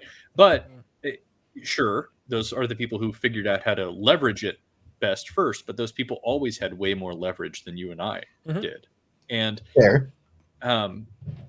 as we're moving into the future, whether it's the printing press, Colt 45, or the next podcast or something, the internet itself, like individual people are getting more and more capable of going toe to toe with much, much larger entities. And there's a certain like loss and returns of those big entities to trying to bring everybody under heel, so to speak, right? And right now, I think what's happening in the past 30 years is that nobody understood what the internet was. Yeah. And we didn't recognize that the internet was like a gun or a printing press or something. You know what I mean? We just thought, oh, this is a fun toy. Yes, yeah. Mark Zuckerberg, we would love to give you our power that's been given to us, actually, that is actually something that we have full control of and can withdraw permission at any time. not the data that we've already sent out, but we could stop using these things. All it takes is a decision at any given moment. Instead of saying, oh, wow, this is something that I have, the words that I'm typing into Twitter or Facebook or whatever else, making things Hi, interesting. Mike. Decentralization. Yes, decentralization. Richard, your nuanced take is not welcome on the Oh, I'm internet. sorry. Get off your Well, internet. anyway, what I'm going to say is that Royce, Richard is our voice of reason. I don't like you. Is what I'm going to say. I'm good with it. I know. I will well never aware. let my children play with a stick because I think it's bad. They only play with computer. It good. How about stick and computer? No, Together somehow. no. How about a stick. computer on a stick? I will There you say go. this. My A kids, computerized stick. There you computerized go. stick. Yeah, that's We called could do, Minecraft. We're going to do 3D modeling. That's called We can Minecraft. 3D model a stick, and then they can print it on the 3D printer. They can play with that. I will There say you that, go. like, kids are so interesting, and mine. Like I always say this. However, my kids start the day, that's how they go through the rest of their day. So if my kids like start the day and they just want to chill out and get on the electronics, they're on the electronics all day. But if my kids start the day and they go outside, it could be a monsoon outside and they're like blowing away, hanging on to the stop sign. It's like, get in here. No, we're having fun. I'm like, get inside. Like, I like my what you kids are. said. Yeah, I like what you said earlier. How kids are so much smarter than what we give them credit for, and I remember that They really are. infuriated me when I was a kid. When adults would treat me like I'm an absolute retard, Yeah. and my kids are the same. Yeah, kids have an innate sense of logic, an innate sense of fairness, Mhm. and they can smell bullshit a mile away. Now that doesn't say that they're, if you're the kind of person who puts your baby into childcare, 8 hours a day, and then straight into kindergarten, then straight into public school, and then straight into high school, yeah, and then you don't talk to them at any point during, out there, you're gonna have an issue with them. But This is called parenting. Yeah. exactly. It was funny. It was a really, I guess, my daughter grew up at a really interesting time because she was old enough to know what the pandemic is. My son isn't. He was a pandemic baby. He doesn't know anything else. But my daughter got 2 years straight of climate change alarmism in her school. And so every night we're coming home and we're contextualizing what she learned. So she tell us, they told us this. I'm like, well, okay, here's the context of what they're saying. Okay. Anyway, but it was still non-stop for 2 years. And then COVID. And all of a sudden, like magic, climate went away. No one cared anymore. They were telling them, oh, if we don't do anything now, you're not even going to be alive in 10 years. And so they were all like freaking out. Luckily, my daughter wasn't, because we actually told her what's really happening. But and then for 2 years straight, nothing. And now there's this whole, at least her generation, there's this whole age who were like, wow, they were really going really hard on that for 2 years, and then they just didn't care about it for 2 years after that. So they have an innate sense of that doesn't seem right to me. So you don't need much. Yeah, just a little bit of, like Mike said, basic parenting is really all that's required. But like Daniel said earlier, you've got to actually do it. You got to actually have these conversations. Yeah, and then as well, it'd be nice if there are things that kids are actually interested in, entertainment-wise, that they can consume, because it's like it gets frustrating. You're like, you're not watching that. No, that ain't happening. There's a lot out there that they can watch. True. There is. Not everything is bad, and that's it's so easy to get sucked into all of the negative stuff out there, and I think that's what really drew me into all of this and kind of meeting everybody that I have, is because I who said it? It's one of the authors in my Gilded. He said, he's like, Royce, he goes, you have this weird thing that, like, you're genuinely excited about stuff, like, all the time. and you just have this energy, and it like you can just direct it at something and just be excited for this new thing that's coming out, and it's real every single time, and it's like just a child. and it is. It's just a consequence of me existing. But I think that's why I got so into this and so drawn in by everything that's going on. I mean, I've got a stack of books over here that I'll get through them all one of these days. I think I'm gonna finish Infinite Money Glitch before you do at this rate. Yeah, probably. I didn't even have time to read comic books. I just Dude, I got a stack of comic books. Forget actual novels. Yeah, and some have been sent to me. Actually, 2 of these books here have been sent to me, but there's just those 2. And then let's see if I can just yet not. You won't let me send them. Oh God. And then here's all of these as well that I still have to get through. And some of those have even been Royce, sent. you should at least put up a shelf or something behind you so you can start showing them off. So I'm working on the shelf. I need a shelf like right. Be a man. Yeah, I know. we need. So let's put up a Michael, shelf. Michael, that when he leans back, he knocks over again. Have you seen that? What? That's probably the reason that they're giving me so much shit for the shelf. Are you kidding? I was here. I was laughing my freaking. He's talking about Mr. Bancroft. Oh, we got 2 mics. Yeah, we got 2 mics. Yeah. Okay, Oh, yeah. Mike is No, that's one is Mark, Mike, the other is Michael. Michael. One we call Mark. One is I got my Manic mark Mike here tonight. because Royce can't remember names. No, it was bad. It was bad. That was hilarious. No. You're not the only one Yeah, who did it's probably that to, by the way. the most infamous stream this channel's ever had. The things that I won't live down to this like ever. And no, there was a shelf behind me. It actually had all my collector's Yu-Gi-Oh tins. Like I have the original Yu-Gi-Oh tins from that came out from like 20 years ago. My parents were like, "Hey, we found your stuff in the attic," and I was like, "Oh, cool." I knocked them all over the ground. And it was bad because I was telling a story, getting really into it. I leaned back and I hit it, and like I bent the nails up out of the wall. I hit it hard. I went and looked at the nails the next day, and I was like, You got frenetic. "That was, huh?" You were quite taken away by the sound. of it. Yeah. Well, I'm a really, really elevated person. You Yeah, just I've noticed have- that. I like that. You have a real Just so radio much. presence. It's good. That's why people are drawn to you. That's Yeah, all that you were true. talking about. Like you. enthusiasm works. You sure it's not the easy. haircut? You can't fake it. Yeah, Nah, everybody likes It's not an real, excitable Mike. I don't know puppy. if you know that. It's a wig. So it's a wig. It's the wig of destiny, The Mike. Wig of Destiny. Don't piss it off. It takes it out on me later. Yeah, the Gilded still hasn't figured out one for Richard, but we've got the Wig of Destiny and the Seat of Power here. Yes. I floated the Beard of Beardiness, but that didn't work. Yeah, so no. I'm waiting I've for just them been to come going up with the one for Richard. Ironheart, King Richard, the Ironheart, just because I am absolutely creative. Richard looks like he could be an extra in one of those, shows. So if ever that Well, comes about, I think Throw a you pair of goggles on his head. He'll fit right into any dystopian series. I could see you in what's that? Like Last Kingdom or something like that. Old Oh, there you covered in- go. All right, building all right. is I'll cool. take it. Well, he I'll does take have it. like a 30mm shell next to him. It's like Yeah. Right. Yes. Oh, I didn't even Yeah. notice that. Yeah. Look at that. Nice.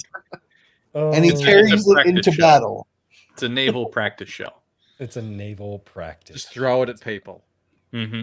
I mean, it's quite substantial. I'm not going to even try to pick it up because that could into total disaster. It's a very impressive paperweight. Michael, Yes. what is the nearest weapon to where you're sitting?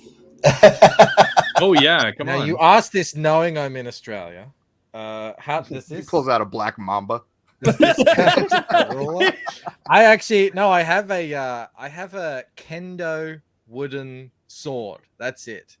You Oh, know really? we're not allowed to defend ourselves in this country. You're not allowed I- to. Can you even have like So fun it's- knives or anything? Yeah, so it's not appropriate to make the Crocodile Dundee joke. Oh, God. We are allowed to have knives, unbelievably. But I don't know why that. Government doesn't make any sense. You can No. go to army supply shops and buy knives like that. But anything else? No, we don't. I don't imagine we'd have many massive shells sitting around. My They look like And, juggling or mine. knives. Yeah, these are throwing knives, and then like right here, for some reason, I always have my nunchucks, and then over here, I have a couple of Your swords. nunchucks. Oh, Yeah, My I wonder if guns we're on the allowed to have shelf. swords. I don't even know anymore. It's so. Look, you guys. You have a moral obligation to wanna go out look and at- buy the funnest want to thing you look- can, as far as a If weapon. you want to know what would happen to the US if you ever lost your Bill of Rights, just look to Australia. We'd go Like, get that's it what would back. happen. yes, we would. there There's there gonna be a are Yeah, bunch that's of and that's the rednecks, I can difference. tell you that. That's the difference. Everyone thought this frustrated the hell out of me during the pandemic because everyone was like, if Australia didn't give up their guns, this wouldn't have happened. Let me tell you two things. We have more guns now in Australia than we did earlier when that big buyback thing happened. Mhm. Second of all, Australians do not have the liberty-minded self-defense gumption that is like hard baked into the American psyche. Right. It wouldn't matter if a government agents came by and literally put their boot on your head, and Australians wouldn't pick up the gun in their own hand to defend. I'm Right. really curious how What a much shame. psychologically that derives from we're a nation of people who ran away from tyranny and fought it when it was here, right? Versus No, I think like you're exactly Australia, right. which is a nation of prisoners. Well, the whole prisoners thing is a bit of a Well, meme. I mean, origin wise. Yeah, no, I know what you're psychology, saying. The whole right? prisoner thing is a bit of a meme. Once, like the prisoners would come here for, they'd do their stint 5 years or whatever, and then they were free citizens. And then Right. So stay. Australia is actually a colony of the British.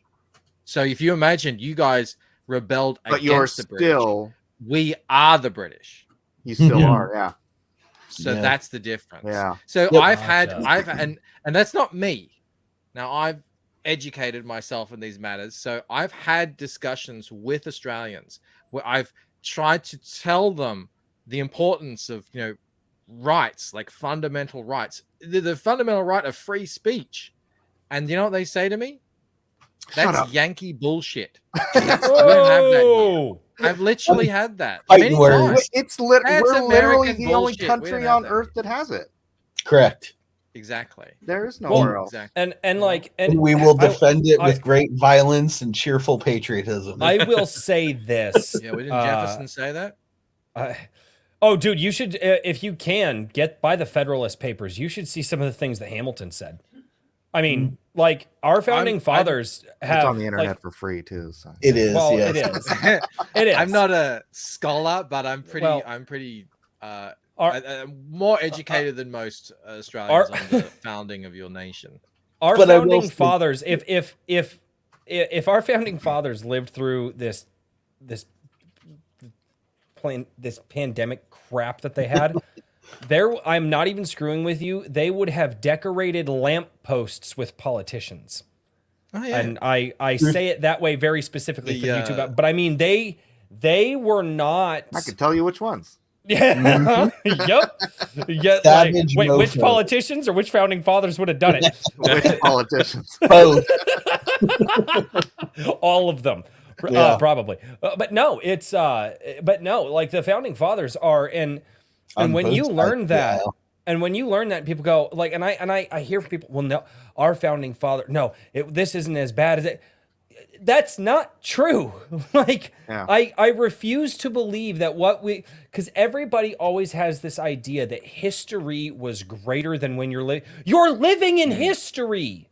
History isn't greater or lesser than what you're living in right now. It just was. It's there for you to learn from. And once you learn from it and understand that they went through the same trials and tribulations that we're going through now, as slightly different possibly, but if you go back throughout history, it kind of rhymes a lot, even with similar issues such as like all this, the transgender stuff going on right now. That is not the first time this has come up in history, but you see it all the freaking time and you go, stop saying that this time was so much grander than the time we live in now, because it's not. That's the Hollywood movie idea. No, we're here. We will make history. We are someone's history. We are someone's history. And what are they going to remember? Are they going to remember us laying down, and rolling over, or are they going to remember us doing something about it? It depends on how they rewrite us. Yeah, history is often rewritten by we are undoubtedly, unfortunately, going through the period of weak men in the great cycle. So the only upside to that being that, as it goes, weak men create hard times, which will eventually create strong men. So strong men, yep. Well, and I also think, it just goes to show, comparing, going back to your comment about Australians, is that how important culture is. And, the, like bringing back these different ideals that are, not so collectivist in nature, showing these things, even if we're not, preaching, I'm very much an advocate of like not approaching like politics and stuff like that in media directly, and having some subtlety to that, but just even stories that are predicated on the idea of self-determination and individualism and all of these other ideas that are very opposed to a lot of the collectivist principles. We jokingly said that America's the only country in the world that has these rights, but the reality is that everybody has these rights. They just have not forced. They're not given by the government. They're recognized by the government. They're not protected and so by the government. No, not Which is the protected point at all. of government. Yeah, so you can only get them to recognize what is already there, and if you make more people cognizant of that, and whether it be regardless, whether it's by going on a YouTube channel and having like a rant off with some liberal or something like that, then power to you. I'm not sure how many minds are being changed this at this stage in the game, or if it's through just providing some escape from the freaking insanity that is our mainstream media. I think that's a huge, like, it really is a huge factor. The problem sorry, Mike. I was gonna say minds are being changed. That's all, and really, even if it's one mind, that's important. One mind at a depending time. on the mind, yeah. But no, the whole culture warrior thing, and it's why it's like I've echoed the Royce's Friday Night Tights rant for a long time. You may be sick of it, right? You may have tuned out a long time ago, and I had this argument on Well Read Users channel just the other week with TJ, and it's like it doesn't matter. At some point, somebody's last Jedi is gonna drop them over the edge, right? Actually, there was somebody messaged in for the first time on Friday Night Tights tonight who said they just watched Last Jedi for the first time and they thought they were going crazy, so they looked up, Last Jedi, am I going crazy or whatever on the YouTube, and they found Mahler, which led them to all of this, and now they're totally red pilled and understand. It matters. It doesn't, these guys, you may get sick of it personally, but those guys are the front line bringing normies into this space, which is I've made this point how a bunch of we times. grow. How many, like, you check, they get what, 150,000 views So all in all? many, dude. They're growing so Yeah, but that's a lot, Yeah, right? That's a lot culture's to huge. me, to them. But think about how many people there are out there left. in the Yeah, West.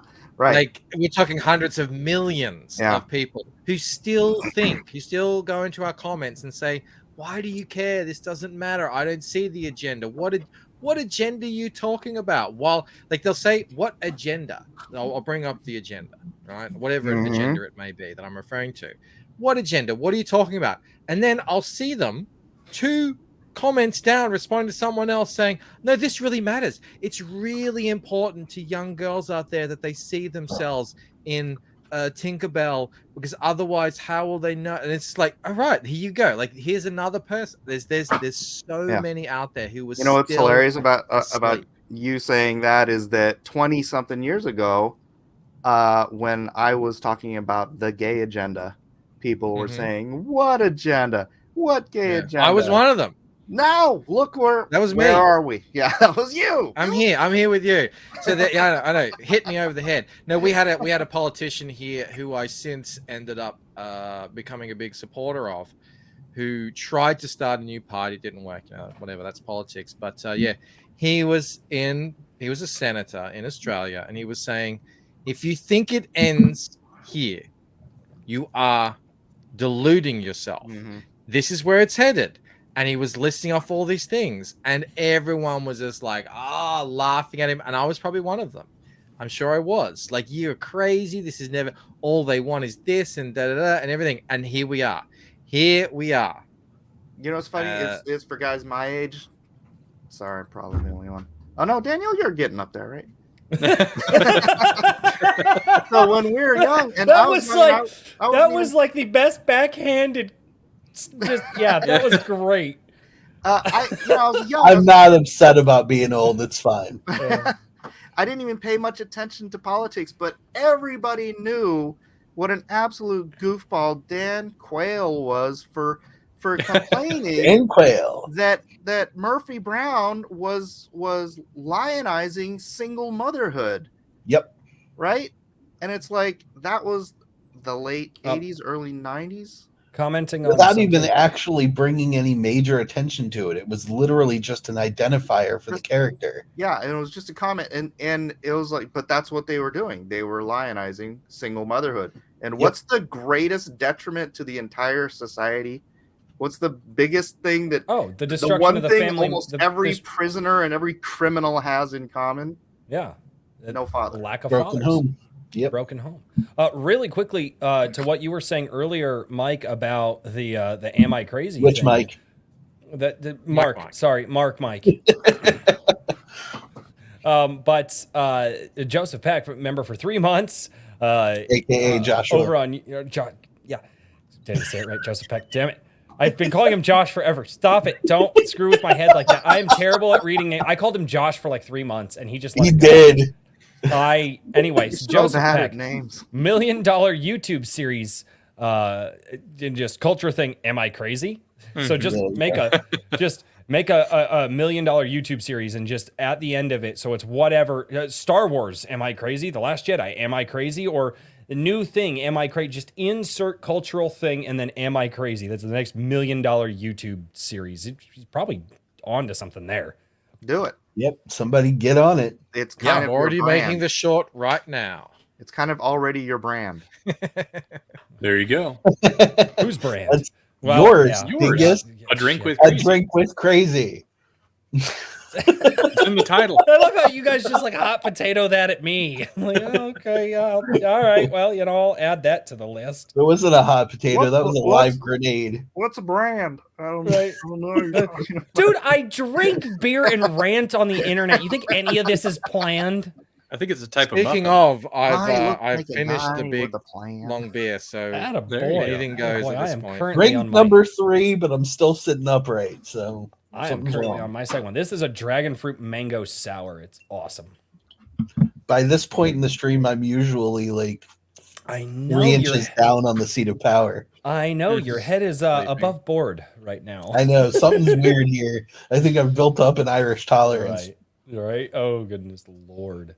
Man, I will say this. We definitely haven't had an in-depth conversation like this in a while on this show, and it's quite refreshing. Yeah, usually we spend time talking about those pesky guests and the things that they're doing. Well, Yeah, sorry. we do- I like, just had to hey, come in and ruin everything. like I No, said, Michael did such a heck of a job. We were just like, okay, let's just I talk. will say this: Michael did not derail us, or like other Mike, the Mark Mike. He didn't derail us off of the author tonight. It was, God, this is going to get confusing. The Mike on the top row. So so He top bunk Mike, derailed not his bottom own. bunk. I don't know if Mike would appreciate top mic and bottom mic. I don't think that's his style. Look at his face there. He's not. A bit of connotation. Oh God. Anyway, Like it works. I'm Michael. He's Mike for tonight's show. It works perfectly fine. Yeah. Right. Oh. You can call me Mr. Miller, young man. You can call me Mr. Miller. Out of all the crap that you give Look at me, the really. gray in my beard. He'll still screw it up. Oh, I know. I will. It's fine. It's fine.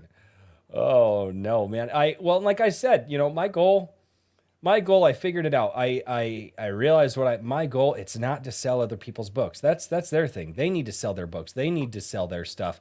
My goal, I don't want to sell somebody the next Star Wars. I want to sell somebody the next George Lucas. That's what I want to do. Yeah, that's what I said in the chat. George Lucas is a hack. Now.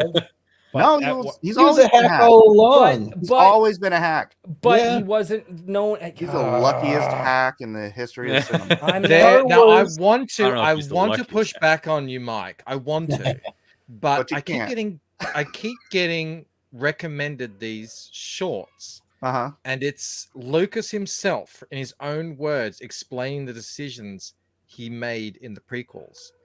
And I've watched 15. Every single one of them, I'm like, what?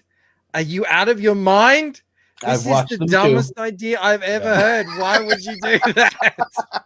He's like, I really thought this was important that we, put Jabba the Hutt in here. I was like, what? Star Wars is literally spaghetti on the wall. He threw every single trope from film ever into one script and then launched it at Hollywood. No. He screened it to Steven Spielberg, Brian De Palma. I can't remember who else. That's what I mean. And they all turn around and they were like, no. And his wife and another editor cut the entire film apart, put it back together, added scenes to it. Oh, I didn't know that. And that's what we got in the theater. They added the fact that the original cut, there was no time thing for terms of they needed to hit the Death Star at the end. Otherwise, Endor would be not Endor, Yavin would be blown up. There was no tension. Yeah, exactly. So no, look, I'm not here to shit on George Lucas, but like for real. That's me. Well, you guys understand what I mean when I say it. He was wrong. I'm with you though. What he was saying in these shorts. Oh my god. No, and I'm not saying that. Just go through his IMDb, right, and see what he actually wrote. It was like, I know. After Star Wars, which he got credited for, obviously he handed the reins to Lawrence Kasdan, which was great, best movie ever.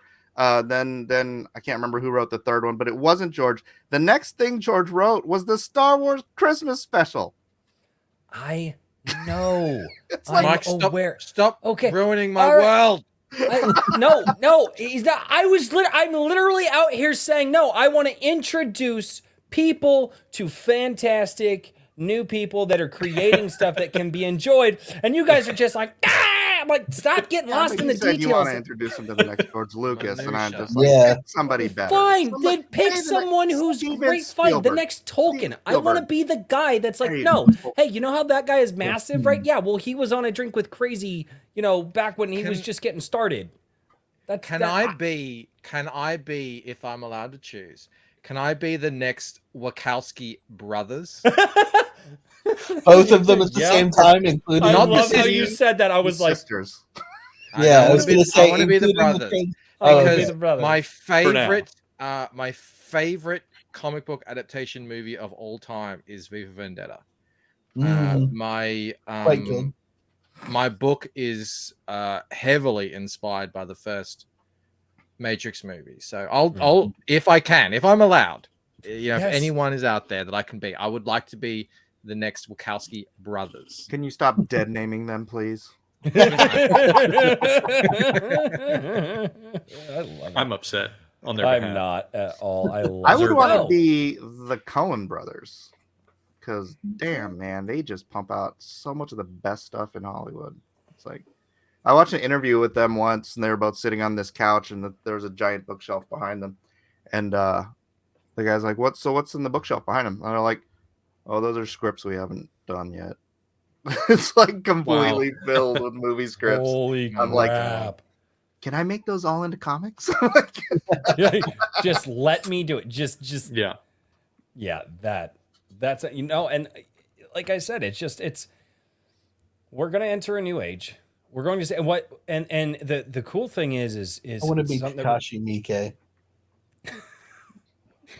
what the hell does that make me? So like, who would I don't even know who the hell like I would be. I'm gonna go for Woody Harrelson. No, not movie actors. Like, because he didn't do an interview show with people. Who would that make me? You could be what is it? The Johnny Carson. yeah, there you go. That's exactly what I was thinking of. I was like Carson. I couldn't think of the first name. There you go. Well, I keep getting told. Grow that beard out. You could be Letterman. Yeah. No, God, no.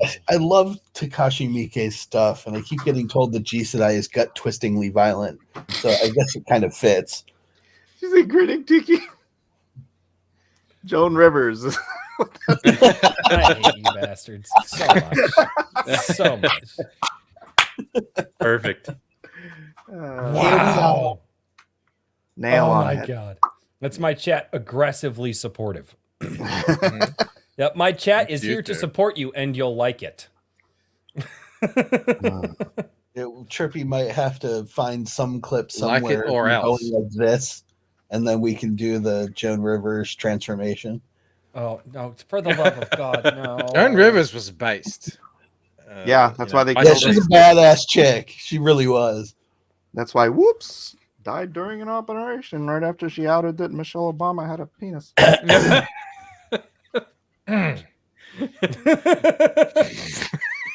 It was like 2 months later, man. It's like Trying to save us from YouTube So strikes what you're here. saying is she was not Hillary Clinton. she was probably Obama-sided. Okay. There you go. Yeah. That's that healthcare they were trying to get through. That's Yeah. Obamacare. Yeah, Obama, Yeah, she got it was Obamacare. Believe it or not, even though there you go. Best possible cat. I I was love going to that try and Mike work and in I made it there a at the predator same drone time. joke, but that's better. Oh man. I thought No, that she joke wasn't was dead.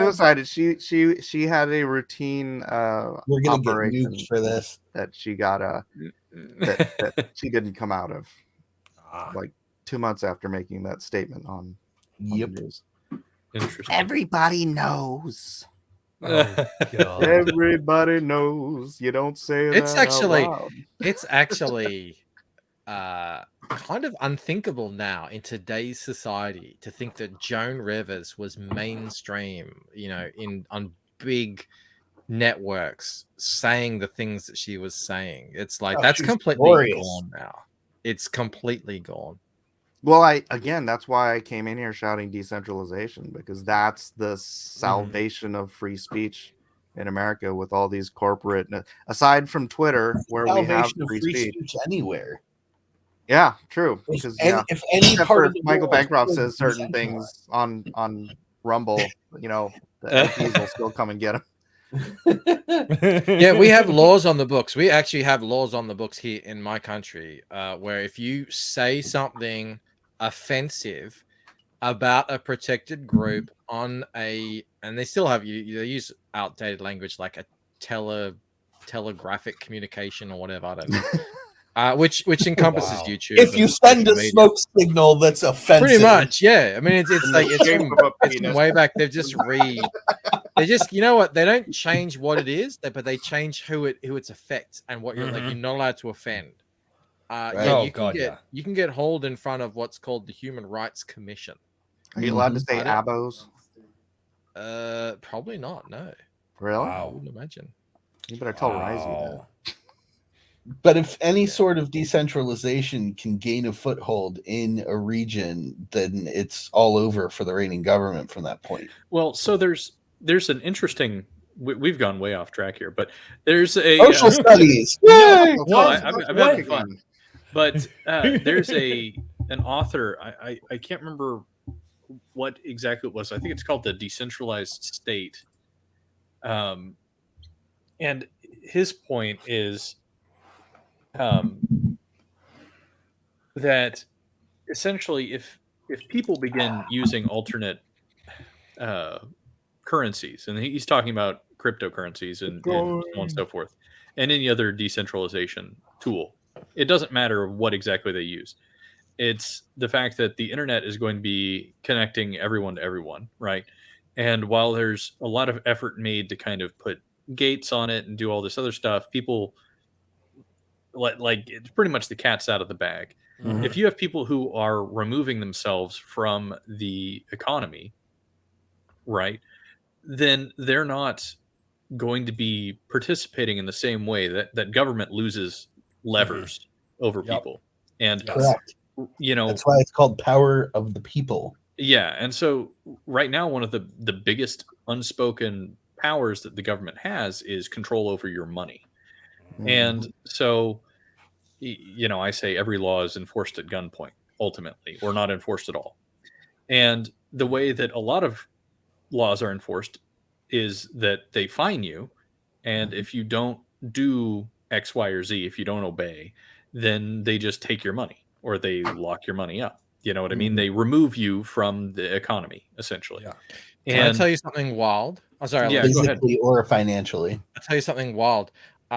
So my wife and kids are visiting her parents, my one of the parents-in-law, in France at the moment. Right So Oh, wow. over the last 12 months, They're keeping warm on the streets. Yeah, with all the fires. yeah, I know, right? They're not too far That's from that nuts. either. I- Over the last 12 months, they've withdrawn 21,000 euros from, I guess, ATMs or banks or whatever to use as currency over the year, over the course of the year. So the government, I think the police or some government bureaucracy called them up to ask them, what are you doing? Why are you withdrawing all this cash? Are you money laundering essentially? Because they're like, why aren't you just using your card? And they're like, because we don't want you to track what we're buying. But yeah, they're already like that was, and that's like, over the course of a year. Why are you taking your own money out? What are you, Exactly. peasant? What are you doing with this thing that you think is yours? That's here in the it- U.S. too. Oh yeah. Oh, it's Yeah, but in the oh, U.S., more often than not, it's your bank doing it, which is a Yes. little less nefarious than the government. It wasn't Right. $21,000 cash withdrawal at once. It was over Depending on the bank, the Yeah. government gets notified. Oh yeah. No, yeah, no. If you actually They don't get withdraw too notified much, when I or move what is it? It's any $100,000 it's worth of any Bitcoin. transaction over a Yeah, certain amount exactly. is immediately reported to Correct. the FTC. Yep. Not in the blockchain. No, not in the blockchain. But any cash or credit, as it actually is, because it's all illusionary money at that point, that you move in large amounts, and bank has to be reported. So yeah, in the U.S., same thing Anything happens. over $10,000. Correct. Well, and now, Yeah, you and then guys, what? I The IRS remember- wanted to track anything over 600, which that is. Oh, yeah, on I the remember. books. That's what I was about to say. You guys, And were most flipping banks out put a over that withdrawal in the cap States. of 5K. We've had that for decades. Yep. Mhm. I can't receive a payment. I can't receive a $10 payment from, I don't know, someone who I don't know, I did a sketch for, whatever it is, without the government emailing me a year later saying, oh, what's this about? Yeah. Ugh. Michael, Everything is do tracked. you not have You any owe me $2 on that $10 gift you just got. What's that, Mike? Do you not do anything in crypto? Not well. I mean, we invested a little bit, but no, I don't trade because in any crypto. I for the past 2 years have functioned primarily in crypto. Going back to the legacy financial system is like going from Painful. a Lamborghini to a Flintstones mobile. It is so grinding to Mhm. get money from Shad to my bank account and then transfer that to my personal account. But it takes things I can do in crypto literally in seconds. Correct. With What almost do you no use to do fee. that? I I don't really know like too much about it. It's called a MetaMask wallet. It's a decentralized So, wallet. and be careful with, we're not financial advisors. We have to say that on I'm YouTube. telling you, invest you in it. This legit isn't about have- investing. This is about being able to move your money. No, I know, freely but we anywhere are on the not planet. giving financial advice on the channel. That's the Right, only thing. Royce I is have. Royce is afraid of very YouTube, concerned. Craig. Royce is All the drawing other the things that line. go on I- this This is channel, like I the mean, we're second not I time don't too. care that we But- have the conversation. I love that we can have this conversation, but YouTube, unless we give those little, we're not allowed to say it. So we're not giving financial advice. We're simply talking about our financial experience. Hey, Trippy Soul says money is also an illusion. I would say Correct. currency is an illusion. Mhm. Money is a real thing. I would say currency is real, Mm. money is the illusion. I would No. flip-flop them. Because currency has existed long before we turned it into any sort of, I mean, obviously you can get into the, the idea of what money, but no. But currency, trading. Let's have a trading 4-hour labor- argument on this. Let's go. I'm ready for this one. Dude, no, because they're just No. gonna bait us, and I have to get to Come super on. chats in like 5 minutes. I have I that know it's discussion with- we've been going. Paper money is false. Yeah. Oh paper no, money. Yes. The U.S. dollar is the biggest crap coin on the planet. It's Huge. especially Paper now with money is BRICS. false, bro. BRICS just kicked the U.S. out of 50% of the oil business on the planet, Mm. and that is going to cause the dollar to lose a lot of ground around the planet and lose. Eventually, it'll lose The value. only thing that because of our dollar has been enforced by is the power of our military since much. basically Since the World gold War standard II. drop. Well, Yeah, and you know what? It's not the military. It's the IRS agents with the guns that come to your house. If you well, no, but don't I'm pay talking your about bill. around the world. on I'm the not talking world about stage, it's domestically. I'm talking about worldwide. It's been our military. That and the fact that we actually struck a deal with the Saudis back in the 1970s. Yeah, the power of after we got off the gold standard in 1971, the power of the dollar was based on petrodollars Mhm. because it was the U.S. dollar that was the currency of oil around the world. That's why I'm saying the gold bugs have been freaked out about this for decades. They said that if the dollar ever loses its ability to be the world standard petrodollar, then it's going to collapse, and that's happening right now. Don't worry about it, Mike. It's all going to be based on I'm not the worried. I'm in manufacturing Bitcoin, industry. bro. I keep this much of my money in fiat. Everything else is crypto. I'm good to go. I genuinely have no idea how to even get. I'm into holding crypto precious or metals. We're gonna have to have like a never mind. I'm Oh sorry. yeah, no. Because Richard's just like I've never seen Richard perk up so fast from being sick. He's like, we're in the I know. I'm actually feeling way better. I drank all this coffee. Good. I steamed my sinuses earlier. I'm feeling a little bit better. I'm probably gonna crash hard Fantastic. later, but There you go. Well, we're There you glad you're still with us. Yeah, I've Yeah. drunk a full beer in the middle of the afternoon. And I don't Drink normally number drink. 4, ladies and gentlemen, Yeah. but I still haven't I was gonna sang. say, there you go. You're really hanging tight there, dude. You're well over 90 minutes, Michael. Are you okay? I know. No, someone was calling out earlier. I'm noticing that I'm slurring my words. I'm just fatty as fuck. I'm a pretty cheap drunk. I'm not. I'm holding strong on sober. Sober streams. A couple I of only people, drink on Fridays. It's fine. a couple of the people in chat are talking about the 3 Dean Canes. So what we did, I got kind of burned out on Drawn and Quartered, and I was gonna not do anything, but then me and Elliot Fernandez were talking on the phone about it, and we were just talking about story ideas and stuff, and we were having so much fun. I'm like, let's do that.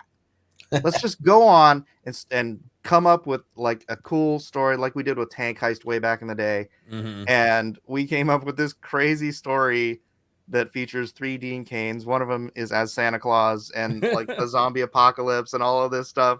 And it was so much fun. I was like, I think we're going to do that like regularly. If any of you guys want to join for crazy story makeup time, it's like the I'm writer's down. room, I right? love that. Yeah. That's my Yeah. daily Yeah. thought exercise. Is What that going to be weird the shit Wednesday? I Are you come going up to with. convert that into the Wednesday show? Yeah. Nice. Well, Yeah, that's I think that one of the things that's going to come out of all this is a lot more like as different things are colliding between Comicsgate and the Pulp Rev and whatever else, all these existing little subcultures, I really think that we're going to start seeing some super exciting stuff. I've seen some video game designers and whatnot start talking about things, and Oh, they are. There's a That's tabletop something I've game been wanting to designer get into. that I spoke to back in January, Vindicated Entertainment. He's really looking to try and engage and do things, and I I would just love think to that see there's it reach into tabletop too. oh Well, they yeah, I are. think So there are there's all guys sorts doing. of things. We just Tabletop covered is that on such a the Wednesday Weird show. niche, though. Well, but we just covered that. Is they're writing their own comic, right? They've got 2 issues of the comic out right now. Look, fantastic art. And then they're also putting together tabletop rules that are from the world of the comic. And we had the conversation that like that's probably kind of the future of like so a lot of indie artwork, and so many people are doing it. And then Brian Asher did it with Fear of Moncroy. yep, and then who we just talked about Queen last week. Snow. All right, Snow Oh. is doing it. Yeah. Radio Retro Future. Mhm. Bonzart Bachl, our good friend from over on the other side of the world. Yeah, He's he's also a member of doing- Laureate now. Oh, wonderful! I need to get you in touch with the guy that I had on the channel yesterday. He's just one of the most impressive dudes I've ever met, called Adam Lawson, who is a TV producer. He does TV shows. I think they're on Netflix or something like that. Like, yeah, Wow. he's a big dude who makes comic books. They're amazing. Like they look like this. He does like hardcovers. Oh, Oh. I've seen his stuff. He also does tabletop, and they're crazy. He Oh. gets like he recently did a comic book with Wesley Snipes, and Right he on. sold Oh yeah, that. 52,000 copies of issue 3, which puts him right underneath Spider-Man. It's like in third Holy spot of all comics. crap. That's And awesome. he was on my Yeah. channel yesterday. He's a great guy. He's totally on board with Very just cool.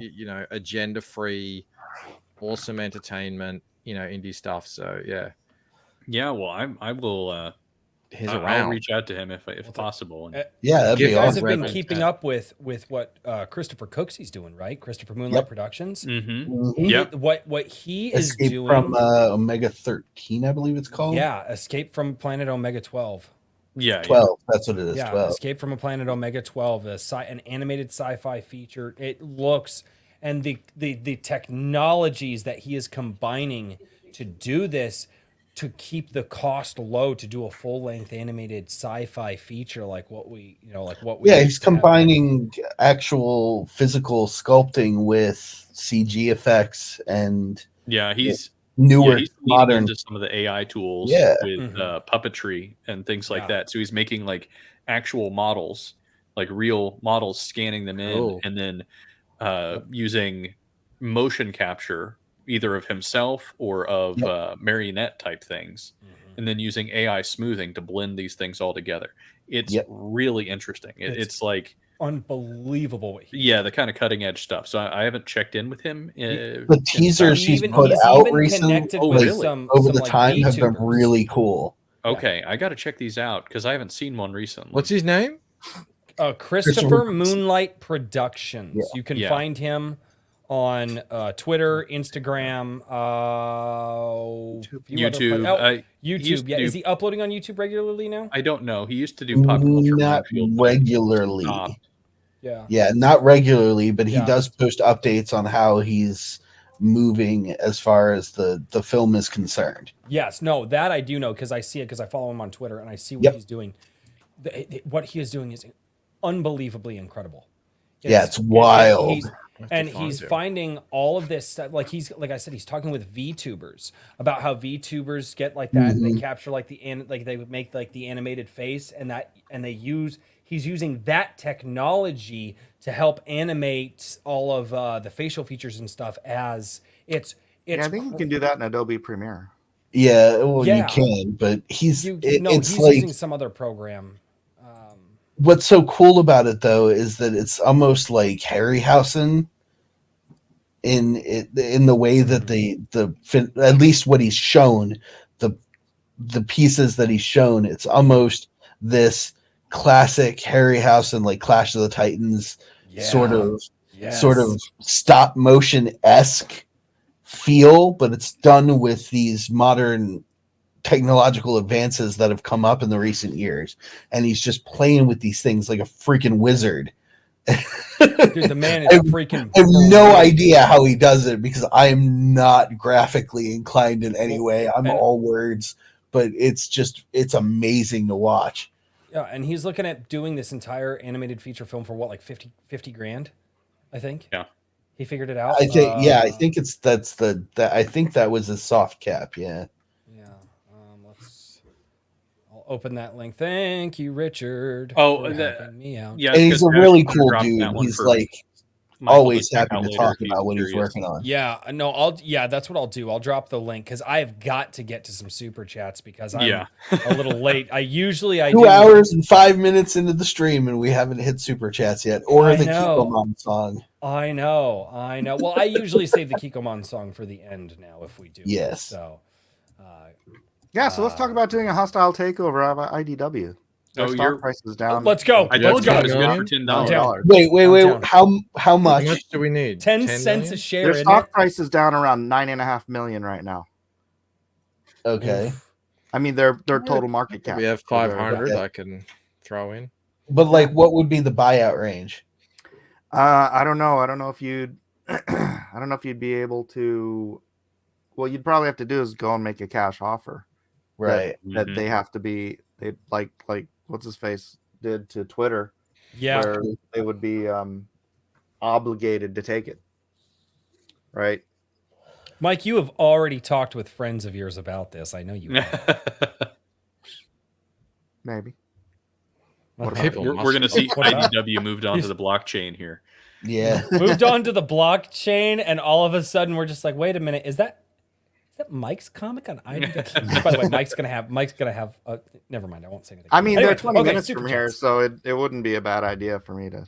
There you go. So I am going to this one's gonna get an applause. Usually I save the applause button for anything $20 or more.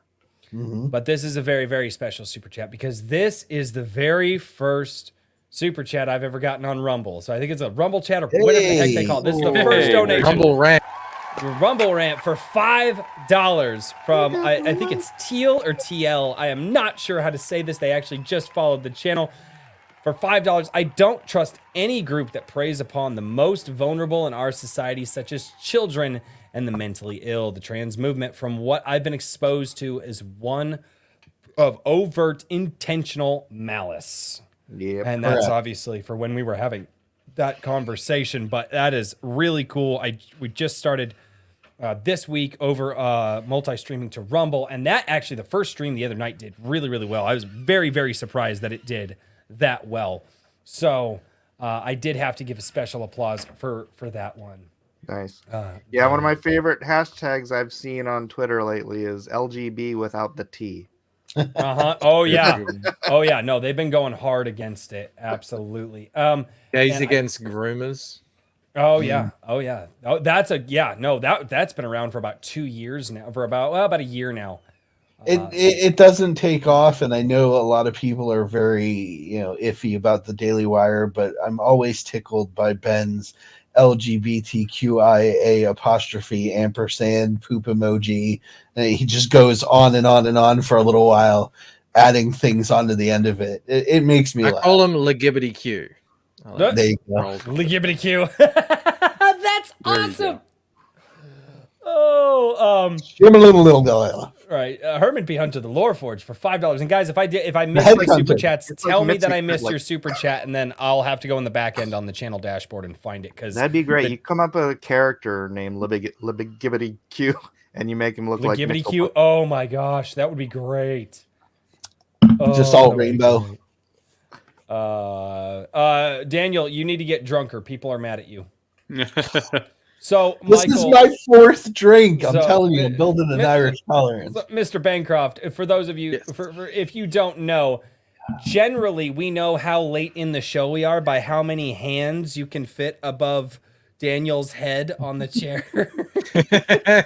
You measure. As I you drink, measure I his smell. level of. I have noticed a slight Yeah. lowering. Last week, This is very slight compared to what. Usually used to. he's somewhere down. Like, Normally I'm there down you here. go, about there.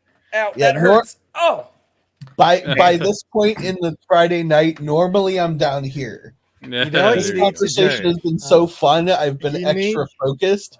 You So- need to create get some. You know at a 7-Eleven how they'll have things for the height. Mhm. You need to put them behind you, like different. Oh, levels of- Richard was talking about that. Yeah. Yes, Eventually, we'll figure out some way to do The an hell is that? overlay. Here That comes would the- be that would be a Future baby dinner. yeah. Well, no, these ones aren't future dinner. They will be when they stop laying. No. Yeah. Well, yeah, when they stop laying. No. For now, they're egg layers. Speaking of which, I'm gonna go eat my food. There you go. See you, Mike. See ya. So, no, we got chickens. They're just babies right now, but At right, some point, the chicks enter the stream. yes. Well, they have to check on them for the last time for the evening to make sure that everybody's healthy and happy, Yes. and they are. And it's So- a moment of adorableness. Oh yeah, no, the chickens they come on every Sunday now. Oh crap, I'm missing super chats. I gotta make sure I don't miss super chats. This is More gonna be super bad. chats. Let's go. This is gonna be bad. This is going to be very bad. I can't scroll down fast enough. Okay. I literally am gonna have to get somebody to help do producer stuff. Herman P. Hunter, the Lore Forge, for $5 says, King Bib would have me on. Maybe not, but feel guilty anyways. Man, he must be drunk. Oh, dude, he has been obliterated for a while. Yeah. He's just having it. But for good reason though. He's celebrating, right? I mean, his book has sold 50% of what his book last year sold all year, and he did it in a month. Correct. So he has beat 50% of his yearly sales in a month. And that is this fantastic guy right here, The Wizard's Stone by Herman P. Hunter. We'll take the credit for that one. Yeah, I'll take the credit. Yes, for claim that it. Claim all of it. Yes. Absolutely. That's what I want to do. I just want to, when you guys get all big and famous, I want to be the guy like, no, they were here first. Like that's how I want to. I have one of them. I have one of them. The one in I have. So there's this lovely young woman named Irene Strakowski, who I still have the very first DM she ever sent me. So Tim, I'll look at that. Baby chick. Yeah, this is My one of the kids new ones. desperately want chickens too. Yeah, this is one of the new I'm ones. just worried about all the droppings she's only about a week around old. the backyard. So I've got a DM of a very timid Irene, sort of, oh hi, can I come on your channel? You know, she didn't really have a presence or anything. She's about to hit, like, she's on her way to hit 200,000 on her comic. That's awesome. Fantastic. She gets way more people than I do in her streams, and it's great. It's like she's just skyrocketing. And the great thing about it is, one of the good things about it is, when she got really popular and she started making, over 100,000, people in the mainstream who knew her from years before, who wouldn't give her any work, who didn't care that she was completely languishing, her skills ignored, came out of the woodwork 2 years later to say, oh, I'm so disappointed that Irene is hanging out with these awful people now. She's ruining her career to just for the quick buck and blah blah blah. So it's like, you mean the people that actually took a chance on her? Exactly. Yeah. The people who actually supported her and promoted her and enjoy her work, and it's gravy. It's all gravy, and she's doing amazingly well now, which is so good to see. Good. Yeah, whenever I hit the milestone, I mean, I'm doing pretty well, but whenever I hit the milestone, I'm still going to be here getting drunk on Friday night. Thank God. Yeah. Period. Yeah, absolutely. Why would you leave? Yeah, these are my guys. Where else are you going to get drunk on Friday night? These two gentlemen here. This was the way that this. I don't know. The way that this whole thing came together was very strange and not. Not strange. It wasn't but I don't mean strange as in like weird. It was just totally out of left field. It's something that I think the week before or the day before or moments before that stream happened, none of us were like, we're going to do this every week. No. After that first stream happened, we were like, yeah, okay, this is a thing. Yeah, it was like Richard messaged me and was like, hey, do you want to do a live stream? And I'm like, yeah, sure. Yeah. What the hell? I mean, I'd done like 6 videos and they were reviews and interviews with other authors, and that was pretty much it. Yeah, that was my foray into any sort of content creation. But I was like, yeah, what the heck? I'll give it a shot. Yeah, it was like I said, and that's why I mean it was just strange, just because I don't like because we got done with that show, and I think, oh God, we must have talked for like an hour and a half. Like after the show, and we were just like, so we're doing this, right? Like this is a thing. We were all just like, yeah, it's like I don't know if all of us came to the realization of that in that live stream, but like that's what it felt like. We're just like, oh no, this is just a thing that we do on Friday nights now. Yep. Like that's just where it was. A couple of days later when you did the Iron Age Nights with an N or Iron Age Nights with a K.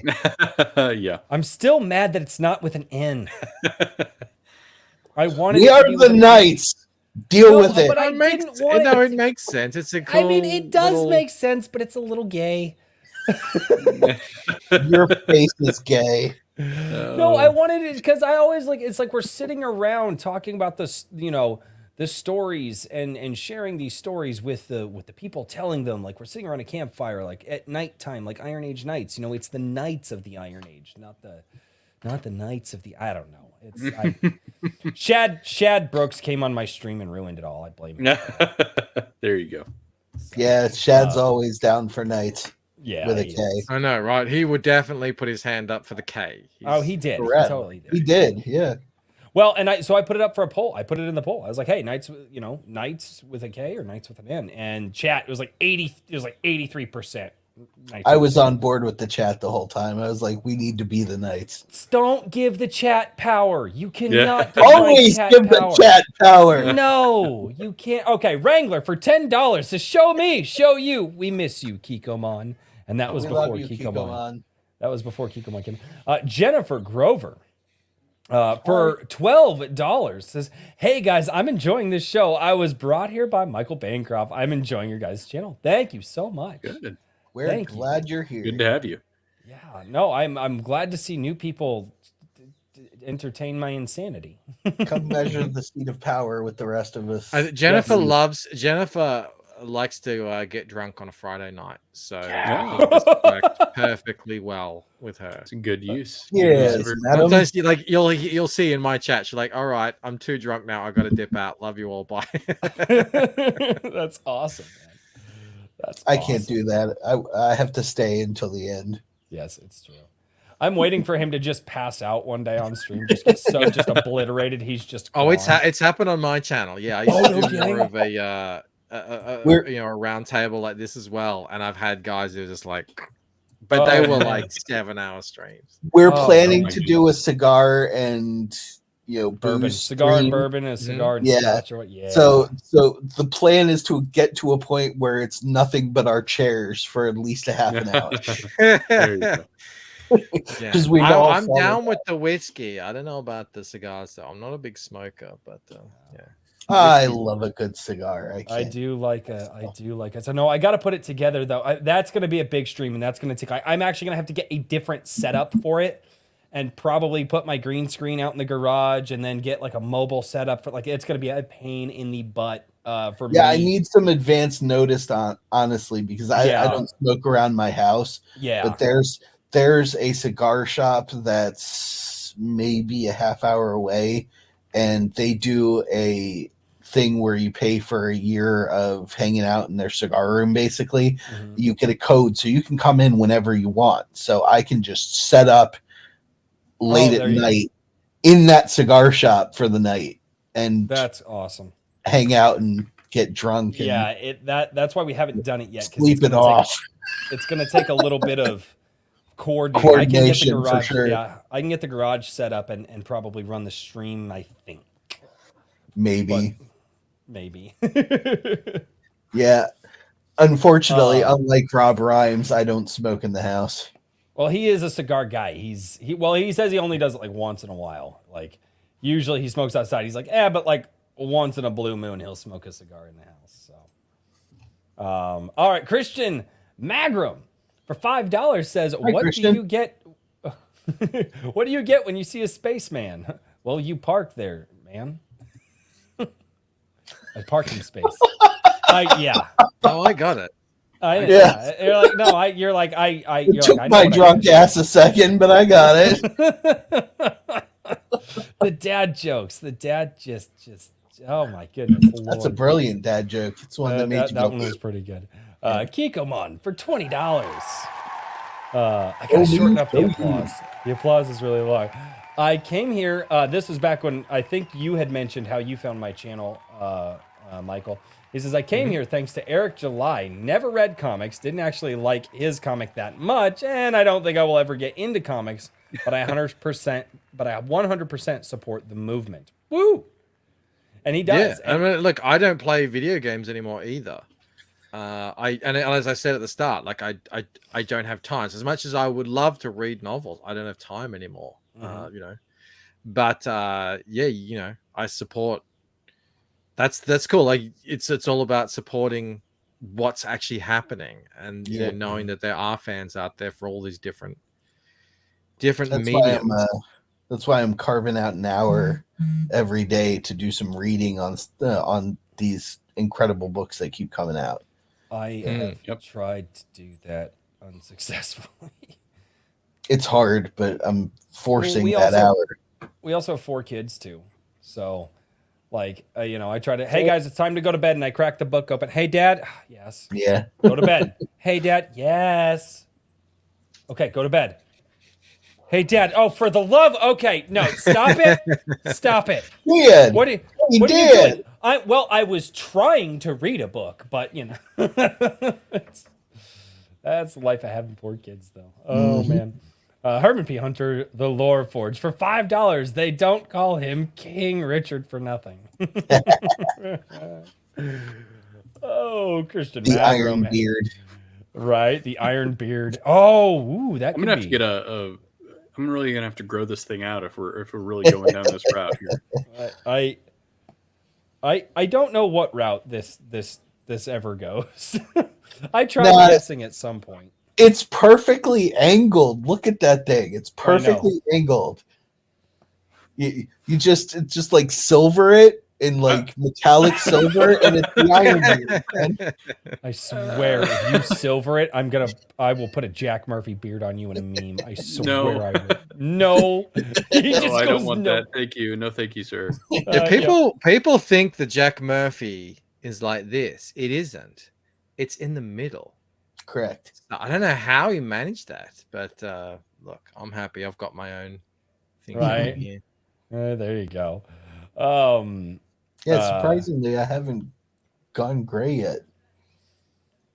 My wife is waiting for it. She's like, "You need to go gray." I'm like, "Why?"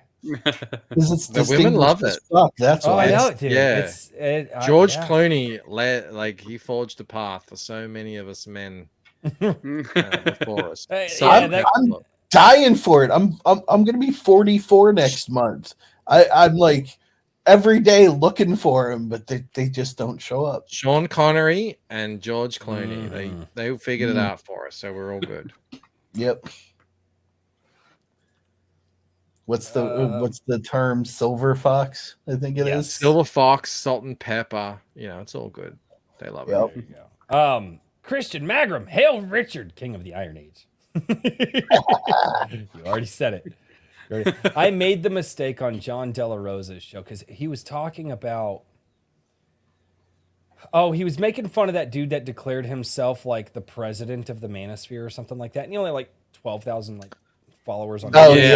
I didn't follow that, but I remember him going. Oh my god! So I just remember him talking about it. I don't know what. Yeah, he was joking about it for weeks. Yeah, and so I went in on one of the shows, and I was like, "Wait a minute! This guy says he's the president of the Manosphere, and he's only got like 12,000 like followers or something like that." And he's like, "Yeah," and I'm like, And I'm like, okay, I'm like, that sounds just as idiotic if I was like, hey, like I'm like the #1 Iron Age YouTube guy. I should not have fucking said Yeah. it. I said it as just to try to make a comparison to how ridiculous the claim was. John then pounded it into the ground in that stream that I am the #1 Iron Age YouTube. Changed my name on the show to #1 Iron Age YouTube guy. Wait, he can do that? Oh yeah, Yeah. I can do it to you right now you too. you could do that on Oh my StreamYard. god, I forgot how you can do that. Yeah. I can just be like Call me something weird. Dude from just because I am unoriginal. Dude from Down Under. That's where I'm going right now. And bam, there it is. It's some dude from down under. All right. Yeah, I don't know. I don't. You can change it back, obviously. Just click on your. But I just wanted. Yeah, you can just click on the name, and you can, as the host, you can change people's names. So. And then it I- evolved from there into #1 Iron Age Booty Daddy. Yep. Yes. That was that is the infamous drunk stream on my channel, and I was not the one hammered. It was my best friend, Bill. That was he, and it the other Mike. The other The other Mike. That's great. Oh, we could have done that earlier. I know. I forgot. Yeah, wasn't thinking of it. Yeah. No, there's a. He had a big old beer. That's why He's the other Mike, honestly. But anyway. That's Right. true. Yeah. Yeah, on this show. At tonight. least At this least stream. tonight, yes. Oh, God. Geekomon for $2. Give your kids a stick and let them out. Doggo.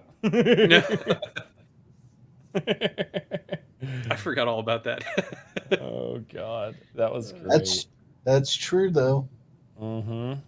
That's the one thing that I will always remember from my time teaching. You put a box of new toys in a group of 10 kids, you'll have 3 kids that play with the toys and 7 kids that try to play with the box. Because the box, you can create something Yeah, out of the box. limitless My potential. son's definitely the box kid. Oh yeah. Exactly. Yep. Limitless Yeah. potential. It can be anything. Oh yeah. Yeah. No. Absolutely. Herman P. Hunter, the Lore Forge, for $2. # Wig of Destiny. Yes. There's so much. How does my channel have? No this much lore? Wig of Destiny. I'm gonna have to do a song, right? How does my channel have this much lore already? I never thought channel lore was a thing, and then Oh, it's a thing. No, it's Yeah. We've been having a absolutely- grand old time with it while you've been working. yeah, I'm aware. I'll come. Yeah, it evolves, and then all of a sudden on a live stream, I'm like, where the fuck did that come from? Like Gilded, I'm like, oh, Gilded. Yep. I'm gonna present something here. You're not gonna Oh, know God. what it is. I'm not even gonna explain it. Oh no. Uh-oh. Oh no. This is a metal enamel. Is that gonna focus? Hand. I'm not even gonna Yes. explain it. Just know that it's lore from my channel. Okay. There we go. There you go. Fantastic. There you go. That's what we need. Somebody needs to make the Wig of Destiny into like a There you refrigerator magnet. Exactly. Should I do Wig of Destiny like tactical patches that people can put on? There you their go. jackets? Now you're thinking. Oh, dude, I'm an airsoft guy. Like I had patches all designed out for my airsoft channel and everything. So yeah, Yes. I'm a nerd in more ways than one. Fantastic. Kikomon for $5 says, as far as I am concerned, Iron Age to me stands for good stories and art without a political edge, simply moral and good stories. Yes. Yeah, and moral Sums doesn't it up necessarily have to perfectly. be political. It just, Oh yeah, no. No, moral has nothing to do with political. I think a lot of people would try to say that it does, but it really doesn't. Well, they're wrong. They're wrong. I didn't even mind if it gets political, as No. long as it's open about it. I Don't want it sell to me be a in-world story. politics. Yeah, you know. exactly. Yeah, Don't yeah. sell me a propaganda pamphlet that you've disguised as a adventure story. If it's a Correct. propaganda pamphlet, tell Exactly. me about it. If it's a story that involves politics and everything and that sort of thing, it has analogies, it has metaphors, fine. But I think we're all well and truly sick and tired of being propagandized to, Mm-hmm. in this kind of disguised form of entertainment. Mm, And I like true. that you say propagandized too, because that's 100% correct. 100% Yeah. correct. It's one of my oldest but most popular tweets on my small freaking Twitter following is I think I said something to like years ago to the effect of the identifying character trait as more important than the story is wrong. My character is trans, my character is gay, my character is yellow, my character is black or whatever. I'm like, no, dude, your character is cardboard. Try again. Mm-hmm. Yeah. Yep. There's a my favorite, I think one of my favorite Next Generation episodes, where at the end Picard is talking to Worf, and he's describing this. I think it was called Drumhead, describing this woman that Worf was like, "Oh, I believed her. I thought she was on the right side and everything." Blah blah blah. Mhm. And the really cool thing about it is, SJWs watch that today, and they see the evil person is Trump. And conservatives watch it today, and they see the evil person is SJWs, like Correct. as in it's what it Mhm. represents. That is how you do it. So that both, it doesn't matter what political side you're on, you get the values out of it. Mhm. Yeah, the Whereas, question is put out there. today in comics, they literally made MODOK Trump. Literally, Yeah. Mhm. Yeah. they drew the character as Trump. Now, there's no side. There's only one side in that. So that's where you can see the difference. Right. Oh, absolutely. Christian Magram for $5. Man, it feels so weird to go from. I am still not used to reading super chats because it's like we're having a great conversation and then it's like super chat and I'm just like, this is weird still. I'm bad at this, guys. Christian is apparently jockeying for Kikomon's position tonight. Right. Christian Magram for $5. Daniel P. Riley, do you ever edit short stories? It isn't much work in that way, but many editors I've spoken to do not. I do, yes. I So linked to your site. the site right now is getting updated, so there's just a landing page that says coming soon. But I recently worked it out. So my current going rate for short stories is $50 per 10K. Damn. I'm drunk. Daniel Let really me- making in that money, 50K. Let me screw up my words. No, $50 per 10K. No, that's my current thing. But honestly, for Iron Age folk, I tend to just do work regardless. It really all depends on if you catch me in the right mood. It's the glory of being an entrepreneur. I can do whatever the hell I want for however much money I want.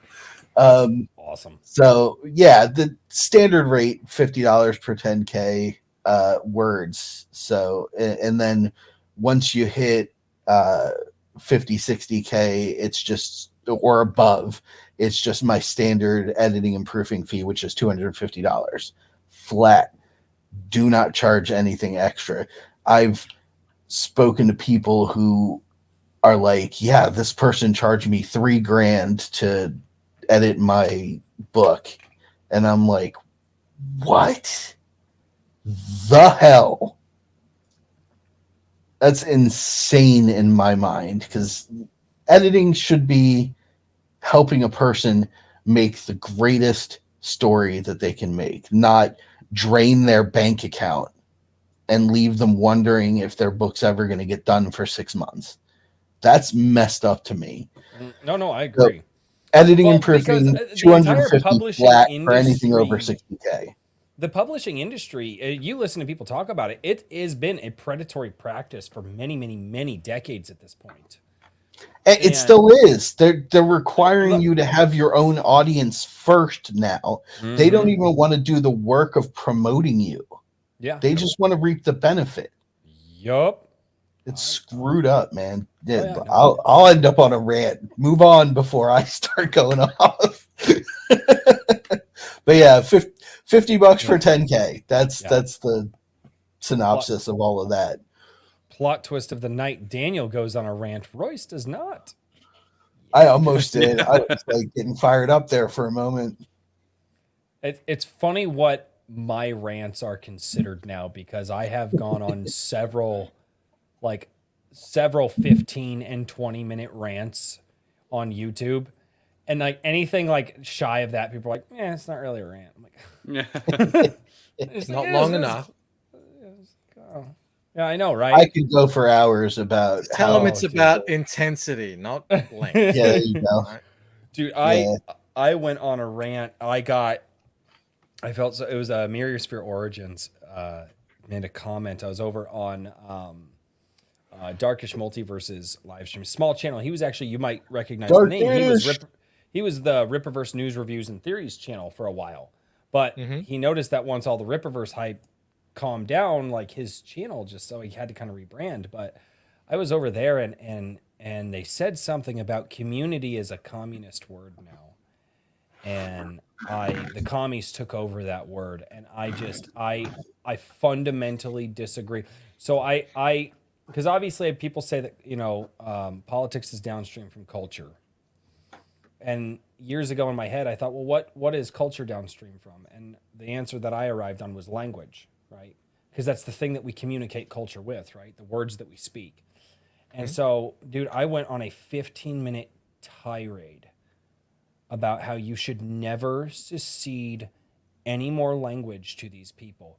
You never say, oh, well, they use this word now, so it means something. No, don't let them take your words from you. Don't let these fuckers take any more. Do not secede one more inch of ground.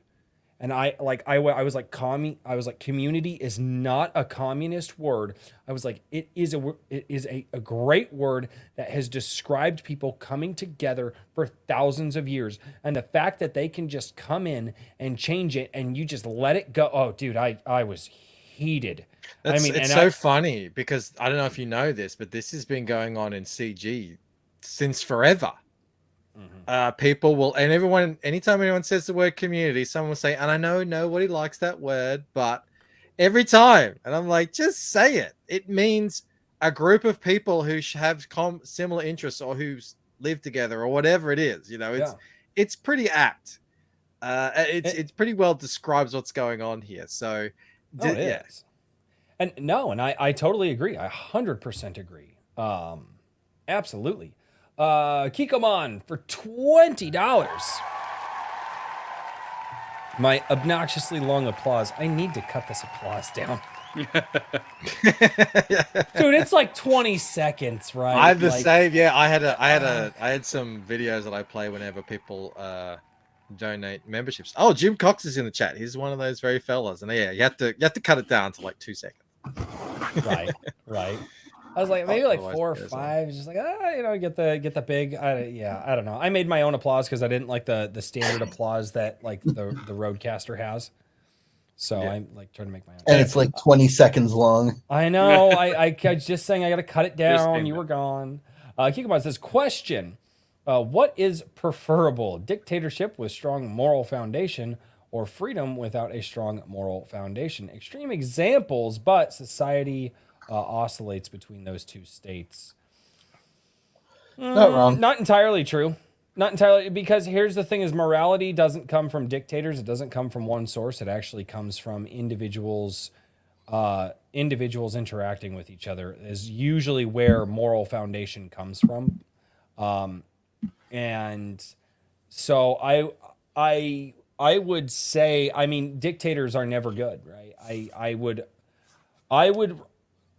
rather have the ability to walk out of my house, say what I want to say, buy what I want to buy, and live my life the way that I want to live, because that moral foundation controlled by that dictator might not be the moral foundation that I agree with. Or maybe it is. And maybe it's the other guy who doesn't agree with it. So why on God's green earth is it okay for that dictator to crush that guy under the heel of his boot simply because I agree with it? Yeah, dictatorship implies universal control over Everyone. the region. So yeah, I can kind of get on board with what you're saying. Yeah, we had a dictator here. We still have him. He was re-elected. He's as close to a dictator as you could get in the West. And yeah, it's not nice. It is not pleasant. Yeah. Without being Putin. I mean, there are laws. They were in his country. literally people being beaten in the streets by his police. I've Mm. seen some of the Standing videos. in They the are street. horrid. Eating a sandwich. So yeah, it got pretty rough. They were shooting at people congregating. No, they weren't shooting bullets. They were shooting rubber bullets, but still they were shooting at them. And, A rubber they bullet were- will drop they were you, injured. though. Cheerful yeah. patriotism will fix that. Don't get him in trouble. But No, I understand. Jason, the premise behind the book actually is that it's set in Tokyo in the future, and they reached a point where they outlawed lethal combat, so everything is non-lethal ordnance, aka NLOs. And in doing so, the mega corporations of the story started training people in new variants of samurai and ninja professions in order to kill each other off to jockey for greater capitalistic control of the city. So the corporations trains groups of assassins basically in what in feudal times was called low war, which was in the shadows, essentially. So that idea actually came from some of the things that I've been reading about your area specifically, Michael, and those the non-lethal weapons that are deployed against people on the just regular civilians. Imagine how difficult it is to mobilize the world's richest, because we are per capita the world's richest people who live in this. I mean, there's 25 million of us here in this sort of paradise of landscape and everything, a land of bounty and everything that we could ever need. It's really difficult to get people to care about liberty instead of comfort and safety. And yeah, that happens anywhere though. Not even safety either, like perceived safety, the theater of safety. Right. Yeah, I was trying to create that sort of hyper exaggerated reality, the next furthest step of what has been So seen you just in the look to world. Australia. That's right. Yeah, Hyper exaggerated reality. I didn't mean to, but it was the best reference I could. I was reading these articles and I'm like, whoa, what if, because that's what my brain does on a regular basis. It goes, what if this happened? What if this happened? Yeah, that's the a moment unfortunate thing. I was in the midst of it. I was still watching the news just to sort of keep an eye, because I haven't watched the news in forever. Just to keep an eye on what they're talking about, after dinner or something. And the moment I checked out was when the leader of the opposition party, while who we call Dictator Dan, the premier who was in charge, while he was busy building the camps that he was going to send people to quarantine camps, while he was busy building them, the leader of the opposition party was complaining that he wasn't building the camps fast enough, that he was very incompetent in his managing the rollout and construction of the camps. That was our opposition. That was the conservative of opposition, and I was like, oh, I'm out. That's absolutely insane. It's not that the camps are bad or we've gone through this before. We're not doing it fast enough, so you're ineffective. You need to be removed.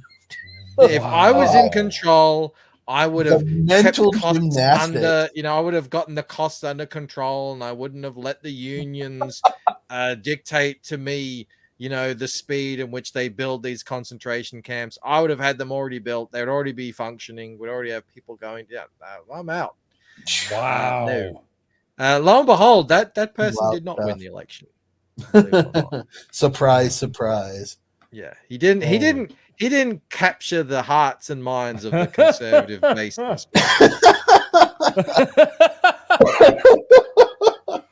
And Australia's very much like the US. Like, you see those maps where it's all red, Mm. but it's just those pockets of blue. There's Yep. so many people Oh, yeah. there.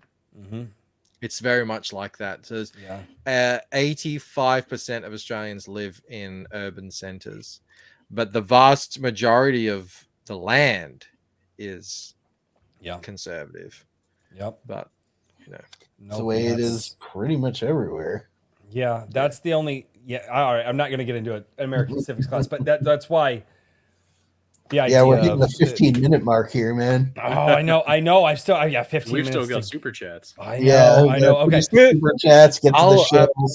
No. No It's more fine. speaking. It's fine. It's Royce is just boiling over with rants. Hang on, I gotta join Daniel here. 1 sec. There you go. Come on down to my level, brother. Now you can see my daughter's Barbie playing. There you go. Fantastic. That's great. Headphones are falling out. I'm not used to these new headphones yet. Very strange headphones. So, Kikomon for $20. Right. Hey! Sorry, I got to control the volume. Kikomon for $20 says the U.S. is strong because it is centralized. The U.S. is strong because we're fucking crazy. I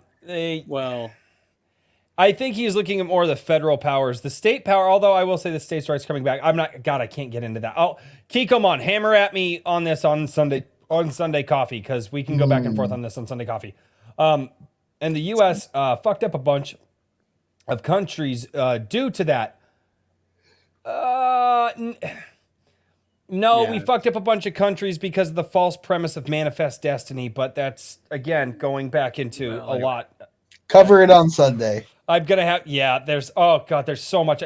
Here's the problem. I love this shit. We can decentralize, but that means that second largest centralized government will take over. I have no answer. I am Kikomon. No, but we were supposed to be a decentralized system. That was actually the premise of the American government, is that the federal powers were never supposed to be as powerful as they are. It was all supposed to be states. For instance, back in the day, and it was very common, nobody ever came out and said, I'm an American, I'm a U.S. No, it was, I'm a Virginian, right? I'm a Carolinian, right? I'm a Philadelphian. It was your state first, country second, and now it is Pennsylvania. Thank you. I don't fucking know. Don't judge me. But no, it was supposed to be more of a decentralized system. Mm-hmm. And the way that obviously it's not now, but oh God, he's gonna get me on a rant. Oh, there is, you guys have no idea. Dude, it's like busting the kneecaps off of my soul every time I can't rant. You are correct, though. There is literally a Western TV series called The Virginian. And the show is basically this dude from Virginia out in, I think it's Texas or Utah, maybe Nevada. I don't know for sure. It's been a while since I've watched it. But he's from Virginia. Mm-hmm. He is now a lawman out in this Western territory. And the show is literally called The Virginian. The guy has no name. I don't think they actually say his name until like the very end of the series, because he's just the Virginian. That was how everybody thought back then. You are absolutely correct. Right, because I read history. Come on, for $5. What would happen if Libya tries to He meant I think he meant decentralized. decentralized, but it says desterilize. Or Estonia. Small countries, the first we have an example of. Libya soils something. Oh no. TSBOL for $5.50 from Canada. Says how do you say it? Ligibbity Q? Ligibbity Q. Yeah, Ligibbity Q is going into my lexicon. Thanks for that. I've only dropped it But once. I it's said it all the time. QIA now, I've only so it's dropped got to be one Ligibua. as short. But, What was that, Michael? I said I've only dropped it once into a short. I say it on streams all the time. Oh, that's But great. yeah. I have got to get it down well enough to where I can just rapid fire it. I'm gonna steal it from you. Oh, I stole it, so I don't. Oh, claim okay. ownership. All right. No, well, All awesome. fine. Awesome. Take No it. copyright. No Exactly. honor amongst It's for the people. It's for Yes. the people. Christian Magram. Does your wife know you have chicks on stream? Yes, she was the one that handed me the chicks for $2. How progressive. Yes. How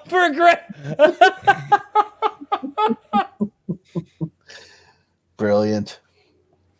Oh my god.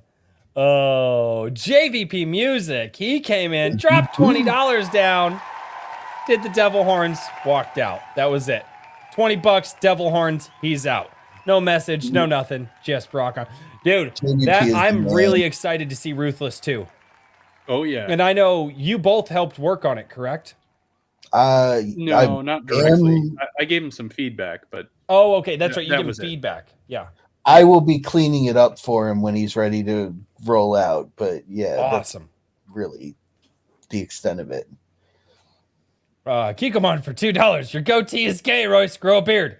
Well, first of all, it's not a goatee. It's actually called a Fu Manchu, you uncultured swine. I'm not sure that's much Second better. of all, no, I can't actually. I have to be respirated. I have to keep facial hair Isn't that the can Fu fit. Manchu where you Nope. shave the chin and it's just the I don't know. I don't know. I always thought this was a Fu Manchu. Either way, I can't have a beard. I have to be. I have to be respirator fit tested and be able to wear a respirator at work for certain areas. So new policies are in place. So yeah, I can't actually grow a beard for my job. I have to. So the sides have to stay. The sides and underneath have to stay shaved.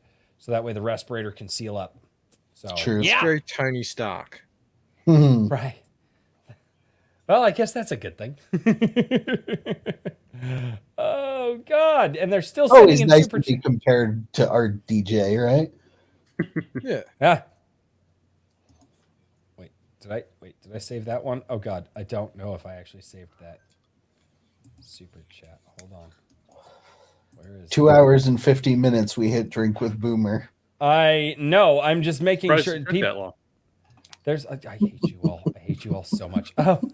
Guilty Did you completely Gearhead forget says, about Rumble? no, it's over Oh, here. okay. It just Okay, hasn't I moved wasn't in a sure. while. Rumble is a lot. Rumble moves at about the speed that the YouTube show did when the YouTube show started. Yeah, I hear you. How's your Rumble going? Terribly, but there are people over there who are over there supporting it. So Mine is picked up in the last 2 weeks. I don't know. Something's So- happened. There's something that I'm going to gonna be try. I'm leaning going over to there. delink. I'm going to delink my Rumble from my YouTube. Yeah, I And already I'm going did that. and I'm going to independently upload to Rumble because I think Rumble does something in their algorithm that if it's uploaded directly to Rumble, they'll promote it faster. Because I had to do that with a Yeah. couple of videos because it delinked for a few days, and so I just went in and auto loaded everying, and something That was the changed. theory. I'm Yeah, leaning I on did. that. I didn't know that, but I just delinked it as soon as But basically, something happens, someone gets their YouTube taken down. I'm like, all right, well, I have to build this properly. I didn't think it would just be good enough to just automatically upload. So yeah, I do simulcasts, and I'll get like onto a live stream if we get 800 people watching the YouTube in terms of total views. I'll get 300 on Rumble, which is crazy because considering there's only 400 subs over there. So I don't have that. give it I have time. 100 people. I just crossed over 100 on Rumble, but the most I will get now. The live stream I had the other day had like 160 views, But I wonder how that is, because I want to know how long people are sticking around, or if it's the same person popping in and popping out. Even if it's just someone checking it out for a couple of minutes, I think that's still preferable to being buried. I think No. what is happening is just it's a lack of competition over there. I think it's just so much more like what YouTube was back in the day. Yeah. No, and I don't disagree with you at all. I would be very interested in knowing how all those metrics break down, and Rumble just hasn't got to the point where they can help you break down those metrics, because that would be really, really helpful to figure out. Because I do like when YouTube is like, hey, well, this video was pretty popular. Or you can be like, hey, this video didn't get a lot of views, but you're like, but why is the watch time so high? And you get to go in and it breaks down the points where people were like rewatching that point because you were saying something interesting or whatever. And YouTube gives you a lot of analytics to look at. And I think that again, don't throw the baby out with the bathwater. YouTube got really just overblown, and they do a lot of stuff wrong, but they do have some good tools there that I think a lot of these other places are going to try to emulate at some point. I think so as well. Yeah, they're already, from when I first started simulcasting on Rumble to now, the chat is so different. It's so much better now on Rumble than it was when it started. So I think, yeah, they probably want to emulate all the good stuff, but it's going to take time. Oh my God, it would take, I mean, YouTube wasn't here 10, 15 years ago. You know, it takes time. Yeah. So, all right. Guilty Gearhead for $6. If you did the Murphy thing, would Richard be putting BattleTech minis up his butt on chill streams? Oh God, love you guys. Mike was a good addition today. I'm sorry, Richard. I apologize. You'll notice that I exercised restraint this time, and the peasant survived his glib comment there. So be grateful. He survived. Yeah, I know. Toxic doesn't show up on Friday nights anymore after that. He goes, yeah, I make Richard a mod and Toxic Crusader. Fantastic guy. I love that. And by Toxic Crusader, he says things in the chat I cannot believe YouTube doesn't nuke him for. And he was just giving Richard some shit one night. He goes, you know the interesting about having mod powers now? And he timed him out for 5 minutes. I thought I could as soon as he comes back, it says Toxic with a guillotine. It was great. Mm-hmm. He was like, oh, I didn't know it was for 5 minutes. That'd be like 60 seconds or something. Yeah. No such luck. Oh my God. Kikomon for $5. The rants are within the guidelines of what we are allowed to speak on this platform. They are winning.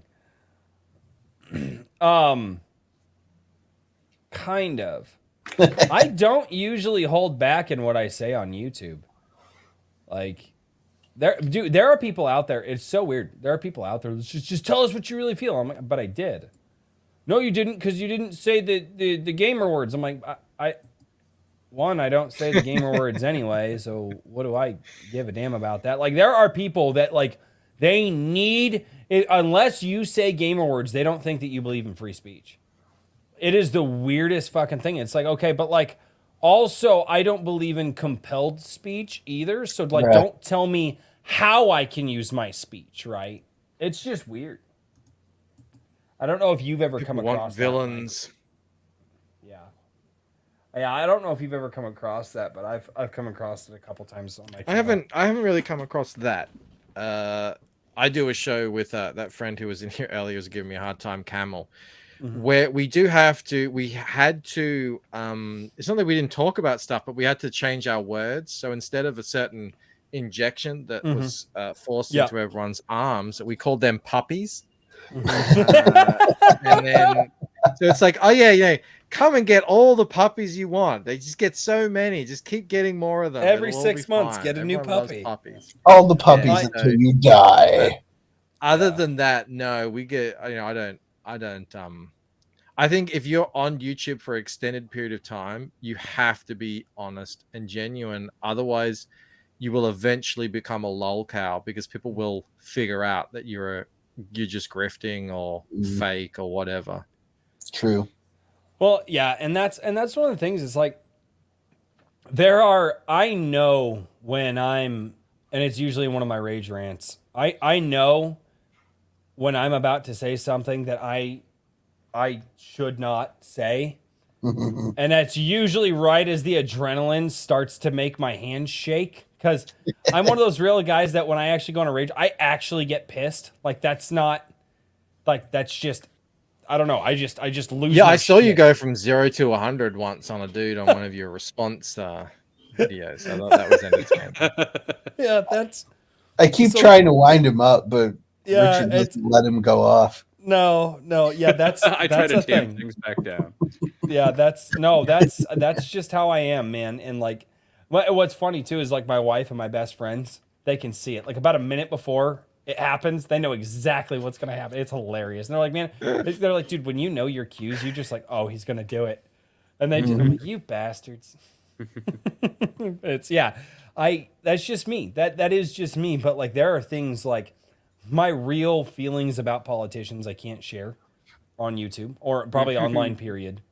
Just in general, my real feelings about certain things that may or may not have happened right around the beginning of 2021.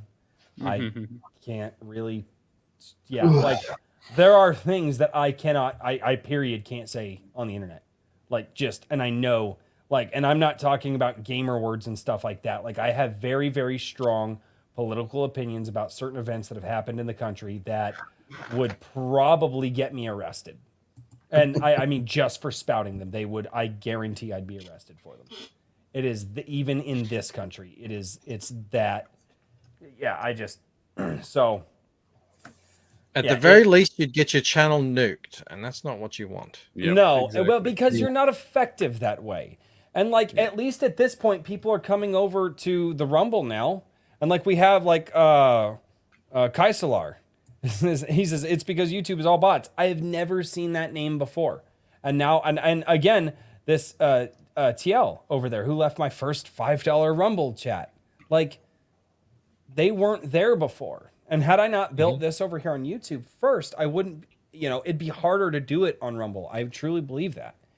And so, yeah, there are things like, and by things that I can't, I'm not just talking about things that I can't say on YouTube, guys. I mean, I can't say the certain ways that I really feel on the internet, period. Like, it's got nothing to do with the platform or the political bias of any, like, I can't say those things. So it's I kind of, like I said, when I get really, really heated, you'll just see me stop. One of these days I'll say it and then I'll just get thrown in jail and you guys will be done with me. So it's fine. It'll be all our And we'll fault. disavow. Right? Yeah. You guys are gonna have to hard disavow. Like, Hermit P. Hunter, the Lore Forge. For $5 says the hashtag the wig is power. The wig is power. That's correct. That's why the wife wants the long wig again. Hate it because I get right to about end of July, early August when it's really, really hot and humid outside, and my hair is in my eyes and I get tired of it and I go, nope, cutting it off, and then my wife just glares at me for 4 days. Never bothers me. No, I'm always outside working with my hands and building shit. And there's a really awkward middle stage it gets to before it's long enough to pull back into a ponytail. Fair. And it once it hits that middle stage, that's where it gets bothersome. So, kick him on for $2. By the time Rumble is polished, you are too late. 100%. He is absolutely correct here. That's why I'm getting onto it now. Yep. I think. Well, I've been on Rumble for a long time. I jumped on Rumble years ago with my Runner Airsoft channel. So, Mad Hatter 1776 says, "Quit bragging about your hair. Some of us don't have any. That's not my fault." I'm sure it'll be my fault though. Kick him on for $20. I was about to go away, but I dislike gay people. I dislike transgenders. I think they should be shunned and prevented from entering businesses that chose to discriminate against them. Can I say that? This is mild. Yeah, I actually don't. I think any business. No, because I think I think it was more of a YouTube check. Actually, he was yeah, very that's surprised. a YouTube check probably. That's a YouTube check. No, and and here's the thing: this is unpopular to say, but I believe in private property rights. And although I don't really care who you are, I kind of have the Michael Jordan approach is like, well, hey, if you're gonna buy my stuff, everybody's gonna buy it, right? Like it genuinely hurts businesses if you choose not. But I do believe that businesses should have the right to refuse service to anyone for any reason.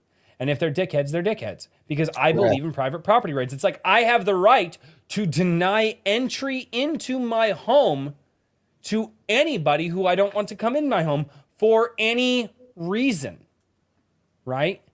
I would deny, and there are certain people who are family members. For instance, I can think of a few people that are related to me, whether either on my wife's side or my side of the family, that would be denied entry into my home. And I have many reasons for that. Why is it any different when you have a business?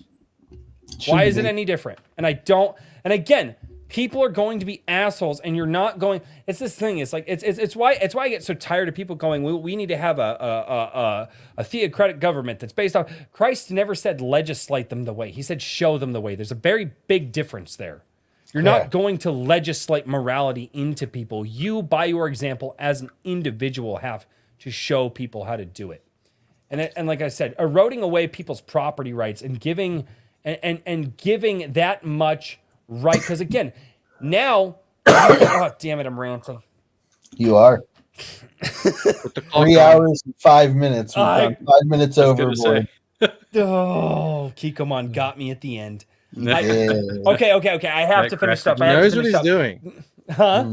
He does. He knows so what he's now doing. the problem is that you have given away that much control over your business, right? And now we can legislate and say, no, you have to let people into your business. You have to let people into these places.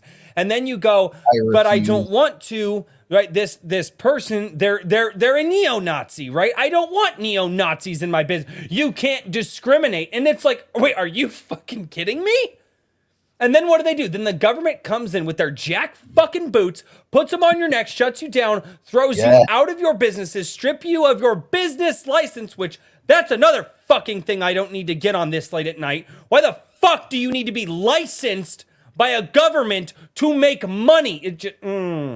Anyway, this is the absolute just erosion of private property rights. And it starts with small things like, no, you have to let them do this. Because, well, no, but it's a public business. Are you fucking kidding me? You jackass fucking morons. God, I hate them. I hate them all. You didn't build No that. matter. No, because I have about 10 more minutes in me, but I gotta get going. Let's go. Oh, dude, Sunday's gonna be good. Just Kikomon, when this goes down, leave comments on it. We'll get into it on Sunday. I wish I could be It's there. really weird because a few years ago they were telling you had to bake the cake, and then 2 years after that they were like, "Are you actually? We're going to fine you if you allow anyone to come into your business because that goes against our restrictions." So Okay. yeah, So look, Michael, it all seems a little bit. Michael, it's really late my time. You don't need to wind me up right now. But you're right. All right, sorry, oh my I God. apologize. No, I didn't say anything. No, but you're right. You're 100% right. Oh my God. True.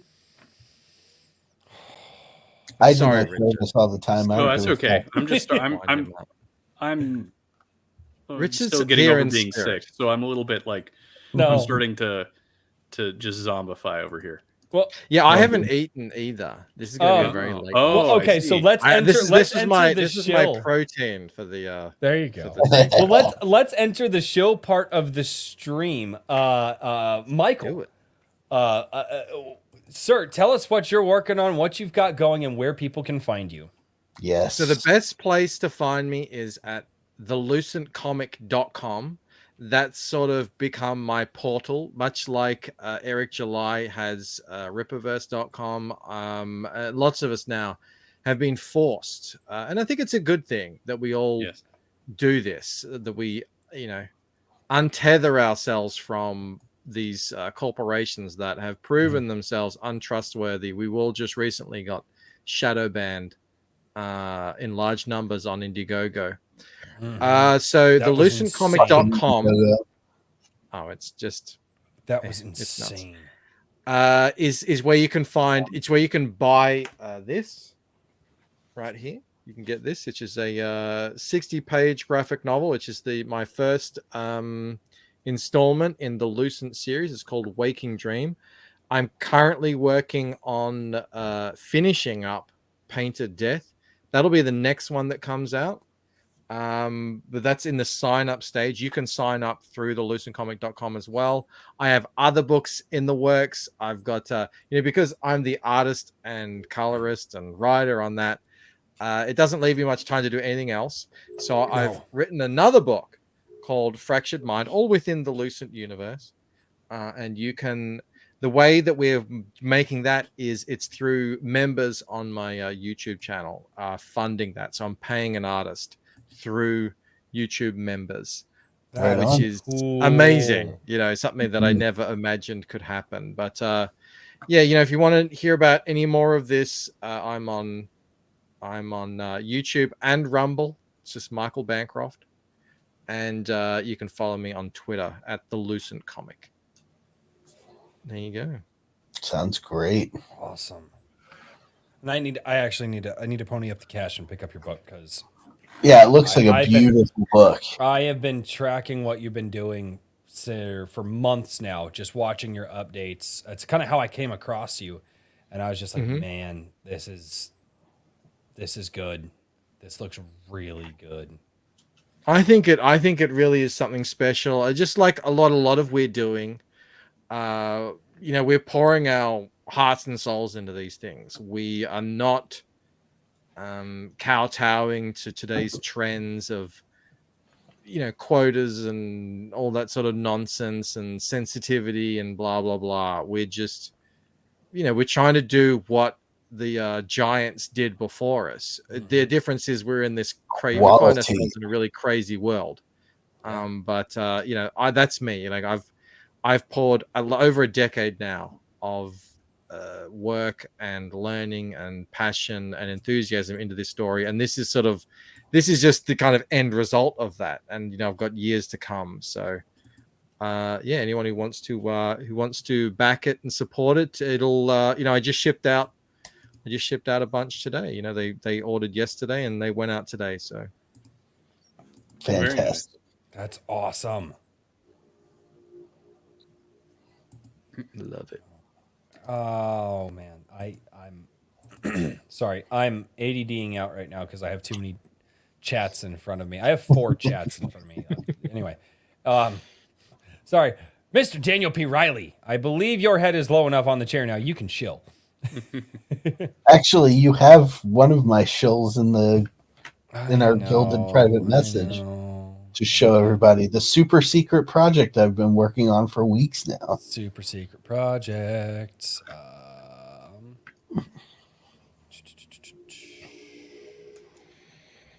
So we'll start there. Oh, it's gonna make me do this, isn't it? Yep.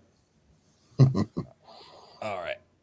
And it's on Rumble. Interesting. Good choice. Yeah, I'm leaning towards Rumble. I'm going to start putting at least once a week some short writing advice videos and stuff like that on there. Cool.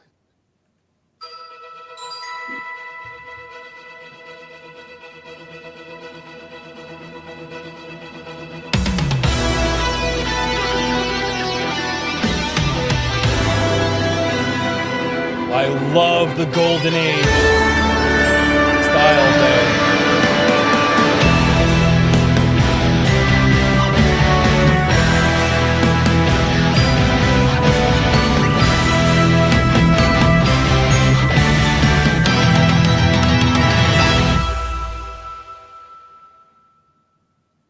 That is okay. It was JVP.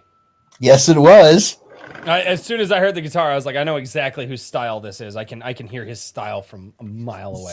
The wonderful man that JVP is made that track for me. The Hero Cometh. That's mine now. That is awesome. Yeah, Art from my talented stable of artists. Yeah. Elvina Garcia, Avelia Arn, and my beloved daughter. And my best pal on Twitter, Walter Wiggins, did the video stuff for me. I gave it to him, and my original plan was just slideshows because I have absolutely no visual artistic skill whatsoever.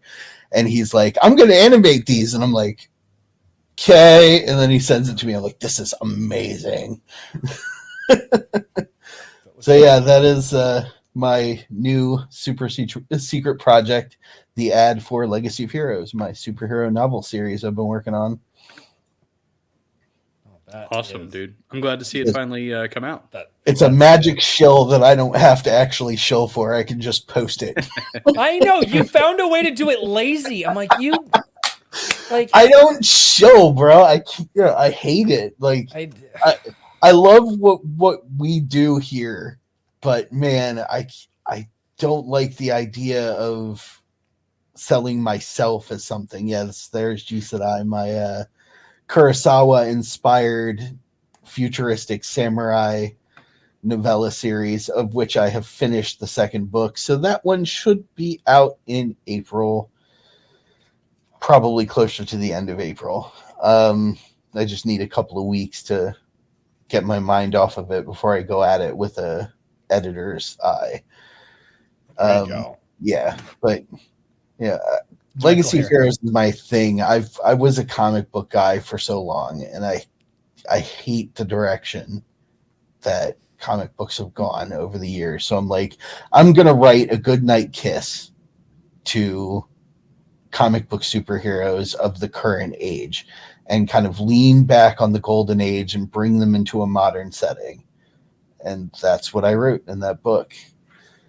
So awesome. There's that. There's, as Richard showed off, G Sedai, doing some rework on my first fantasy trilogy, The Tales of Halcyon. That'll be available in a lot of stores very soon, probably in the next couple of months.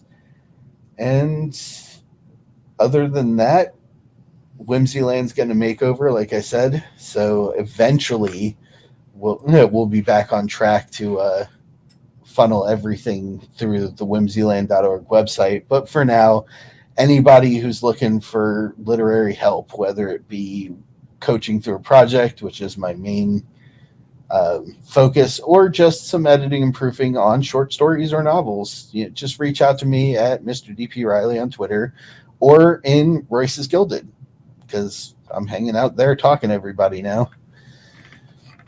It got absolutely insane in the last 2 days. So. Yeah, join the Gilded and get your morning Brewsters from me every morning. Yes. Now, I love my Gilded. Dude, my Gilded is a ton of just awesome people all gathered together, creating and sharing and networking. And the networking over there is something that I didn't it's realize. It's a fantastic community. It really is. So, but yeah, if you like that ad and, subscribe to the Whimsyland Rumble, because I'll be posting at least once a week content going forward. Yeah, do that thing. No, yep. I love that. Oh crap! Where did it go? Oh no, I accidentally. I linked the Rumble video a little Thank while you, ago. Thank you, Richard. I appreciate you. Richard's on the ball. And he's usually somebody has to be, right? Yes. Yeah, those first 3 Golden Age pictures are characters that are in sort of the background, the world build of the story. They're that dude with the stars on his chest. That's the original Paragon, the hero that the main character of Legacy of Heroes is trying to emulate. He was sort of this world's kind of Superman and Captain America smushed together. So that was really, really fun to create with Elvina. That one, the dude with the rocket boots is a hero that will feature in Legacy of Heroes 2 when I start writing it. So you'll get some background lore in the next book, as well as what's going on with the characters that have already been established. That's awesome, man. I am ready to see it because you've been talking about it for so damn long. I gotta write these things, dude. It took it took me 2.5 months to write G said I. It's only gonna take me like 3 months to write Legacy Heroes 2 when I get to it. But I'm taking a week off to do some nonfiction stuff in the interim. Fine, take a week. Christian Magram for $2. God, I hate you all. Says Shalar Chronicles read when? Yeah, when are you gonna read the Chronicles? I'm not fucking going there with you guys right now. Sorry, Michael. More channel lore. It's a book that doesn't exist, and out of spite, I am 90% sure most of my gilded is conspiring to write this damn thing. So that way I have to read something that didn't exist when they literally kept saying, dude, this... You don't know that it doesn't exist, sir. It exists in their hearts and minds, bro. Got them a break. It was so. Michael, have you seen my Wednesday? What would be? I guess they would be Thursday morning for you, but they're my Wednesday night streams. Have you? Not sure. What are they called? It's a different name every week. I haven't, but it's just basically it's a He supporter refuses live to stream. do So I that. bring my supporters on because who are supporters through Gilded or locals. I bring them on, and then I put a tweet out every single Wednesday. And the tweet's just, hey guys, time to share your projects that you're working on this week. And my supporters I have are going to seen go that, through. yes. Yeah. And so people comment, and then we go, and I will go through the full list. Right now I can because it's small. And so I'll go through the full list. Hey, JDA showed up. Except What's for going me. on? And so Yo. I went through Hi, your JDA. list. I just didn't have a lot to say. But so I'll go through the full list. And then we all just kind of take a vote on like what we're going to cover. And usually it's all right. If there's something that obviously catches most of us, most votes win. My chat is literally sitting there saying, no, Royce, The Legend of Shalar. Like that looks really good. And all of them are fucking saying it. That book is nowhere to be found in the list. Nowhere. Doesn't fucking exist. They had me scrolling for it for like 5 minutes. And now it's all about the Book of Shalar. Like, Royce, what about Shalar? Why don't you care about the Book of Shalar? Why didn't you cover it? What, do you got something against? I'm like, you sons of bitches. Just because you can't see it doesn't mean it doesn't exist. It's not true. Richard. What? That's me. How are you doing, sir? Yes, that is you. What are you working on this week? Okay, so as usual, I've got a couple irons in the fire. As always, check out ironage.media to stay up to date on various things going on in the world of the Iron Age. Also, earlier this week, I'm actually going to show my YouTube channel, and you notice I actually remembered to show it last week as well. Yes. Chills are and that was because I landed Razor Fist for an interview, which I enjoyed. And if you haven't watched it, I encourage you to go do so. Had a great time talking to him about his novels, and then also kind of the Iron Age in general. And the big project that I'm working on that is going to be going live Monday is Anvil Magazine, Anvil Iron Age Magazine. Yes. And it's going to be a collection of short fiction with illustrations and a comic. So I've gotten a comic kind of at the 11th hour, came in, and we found some space for it, and I'm very excited to be working on that. So tune in Monday and check it out, and hopefully it'll be worth your dollar. Awesome. I can tell you now, it is absolutely worth your dollar, folks. Yeah, well, I feel pretty strongly about that.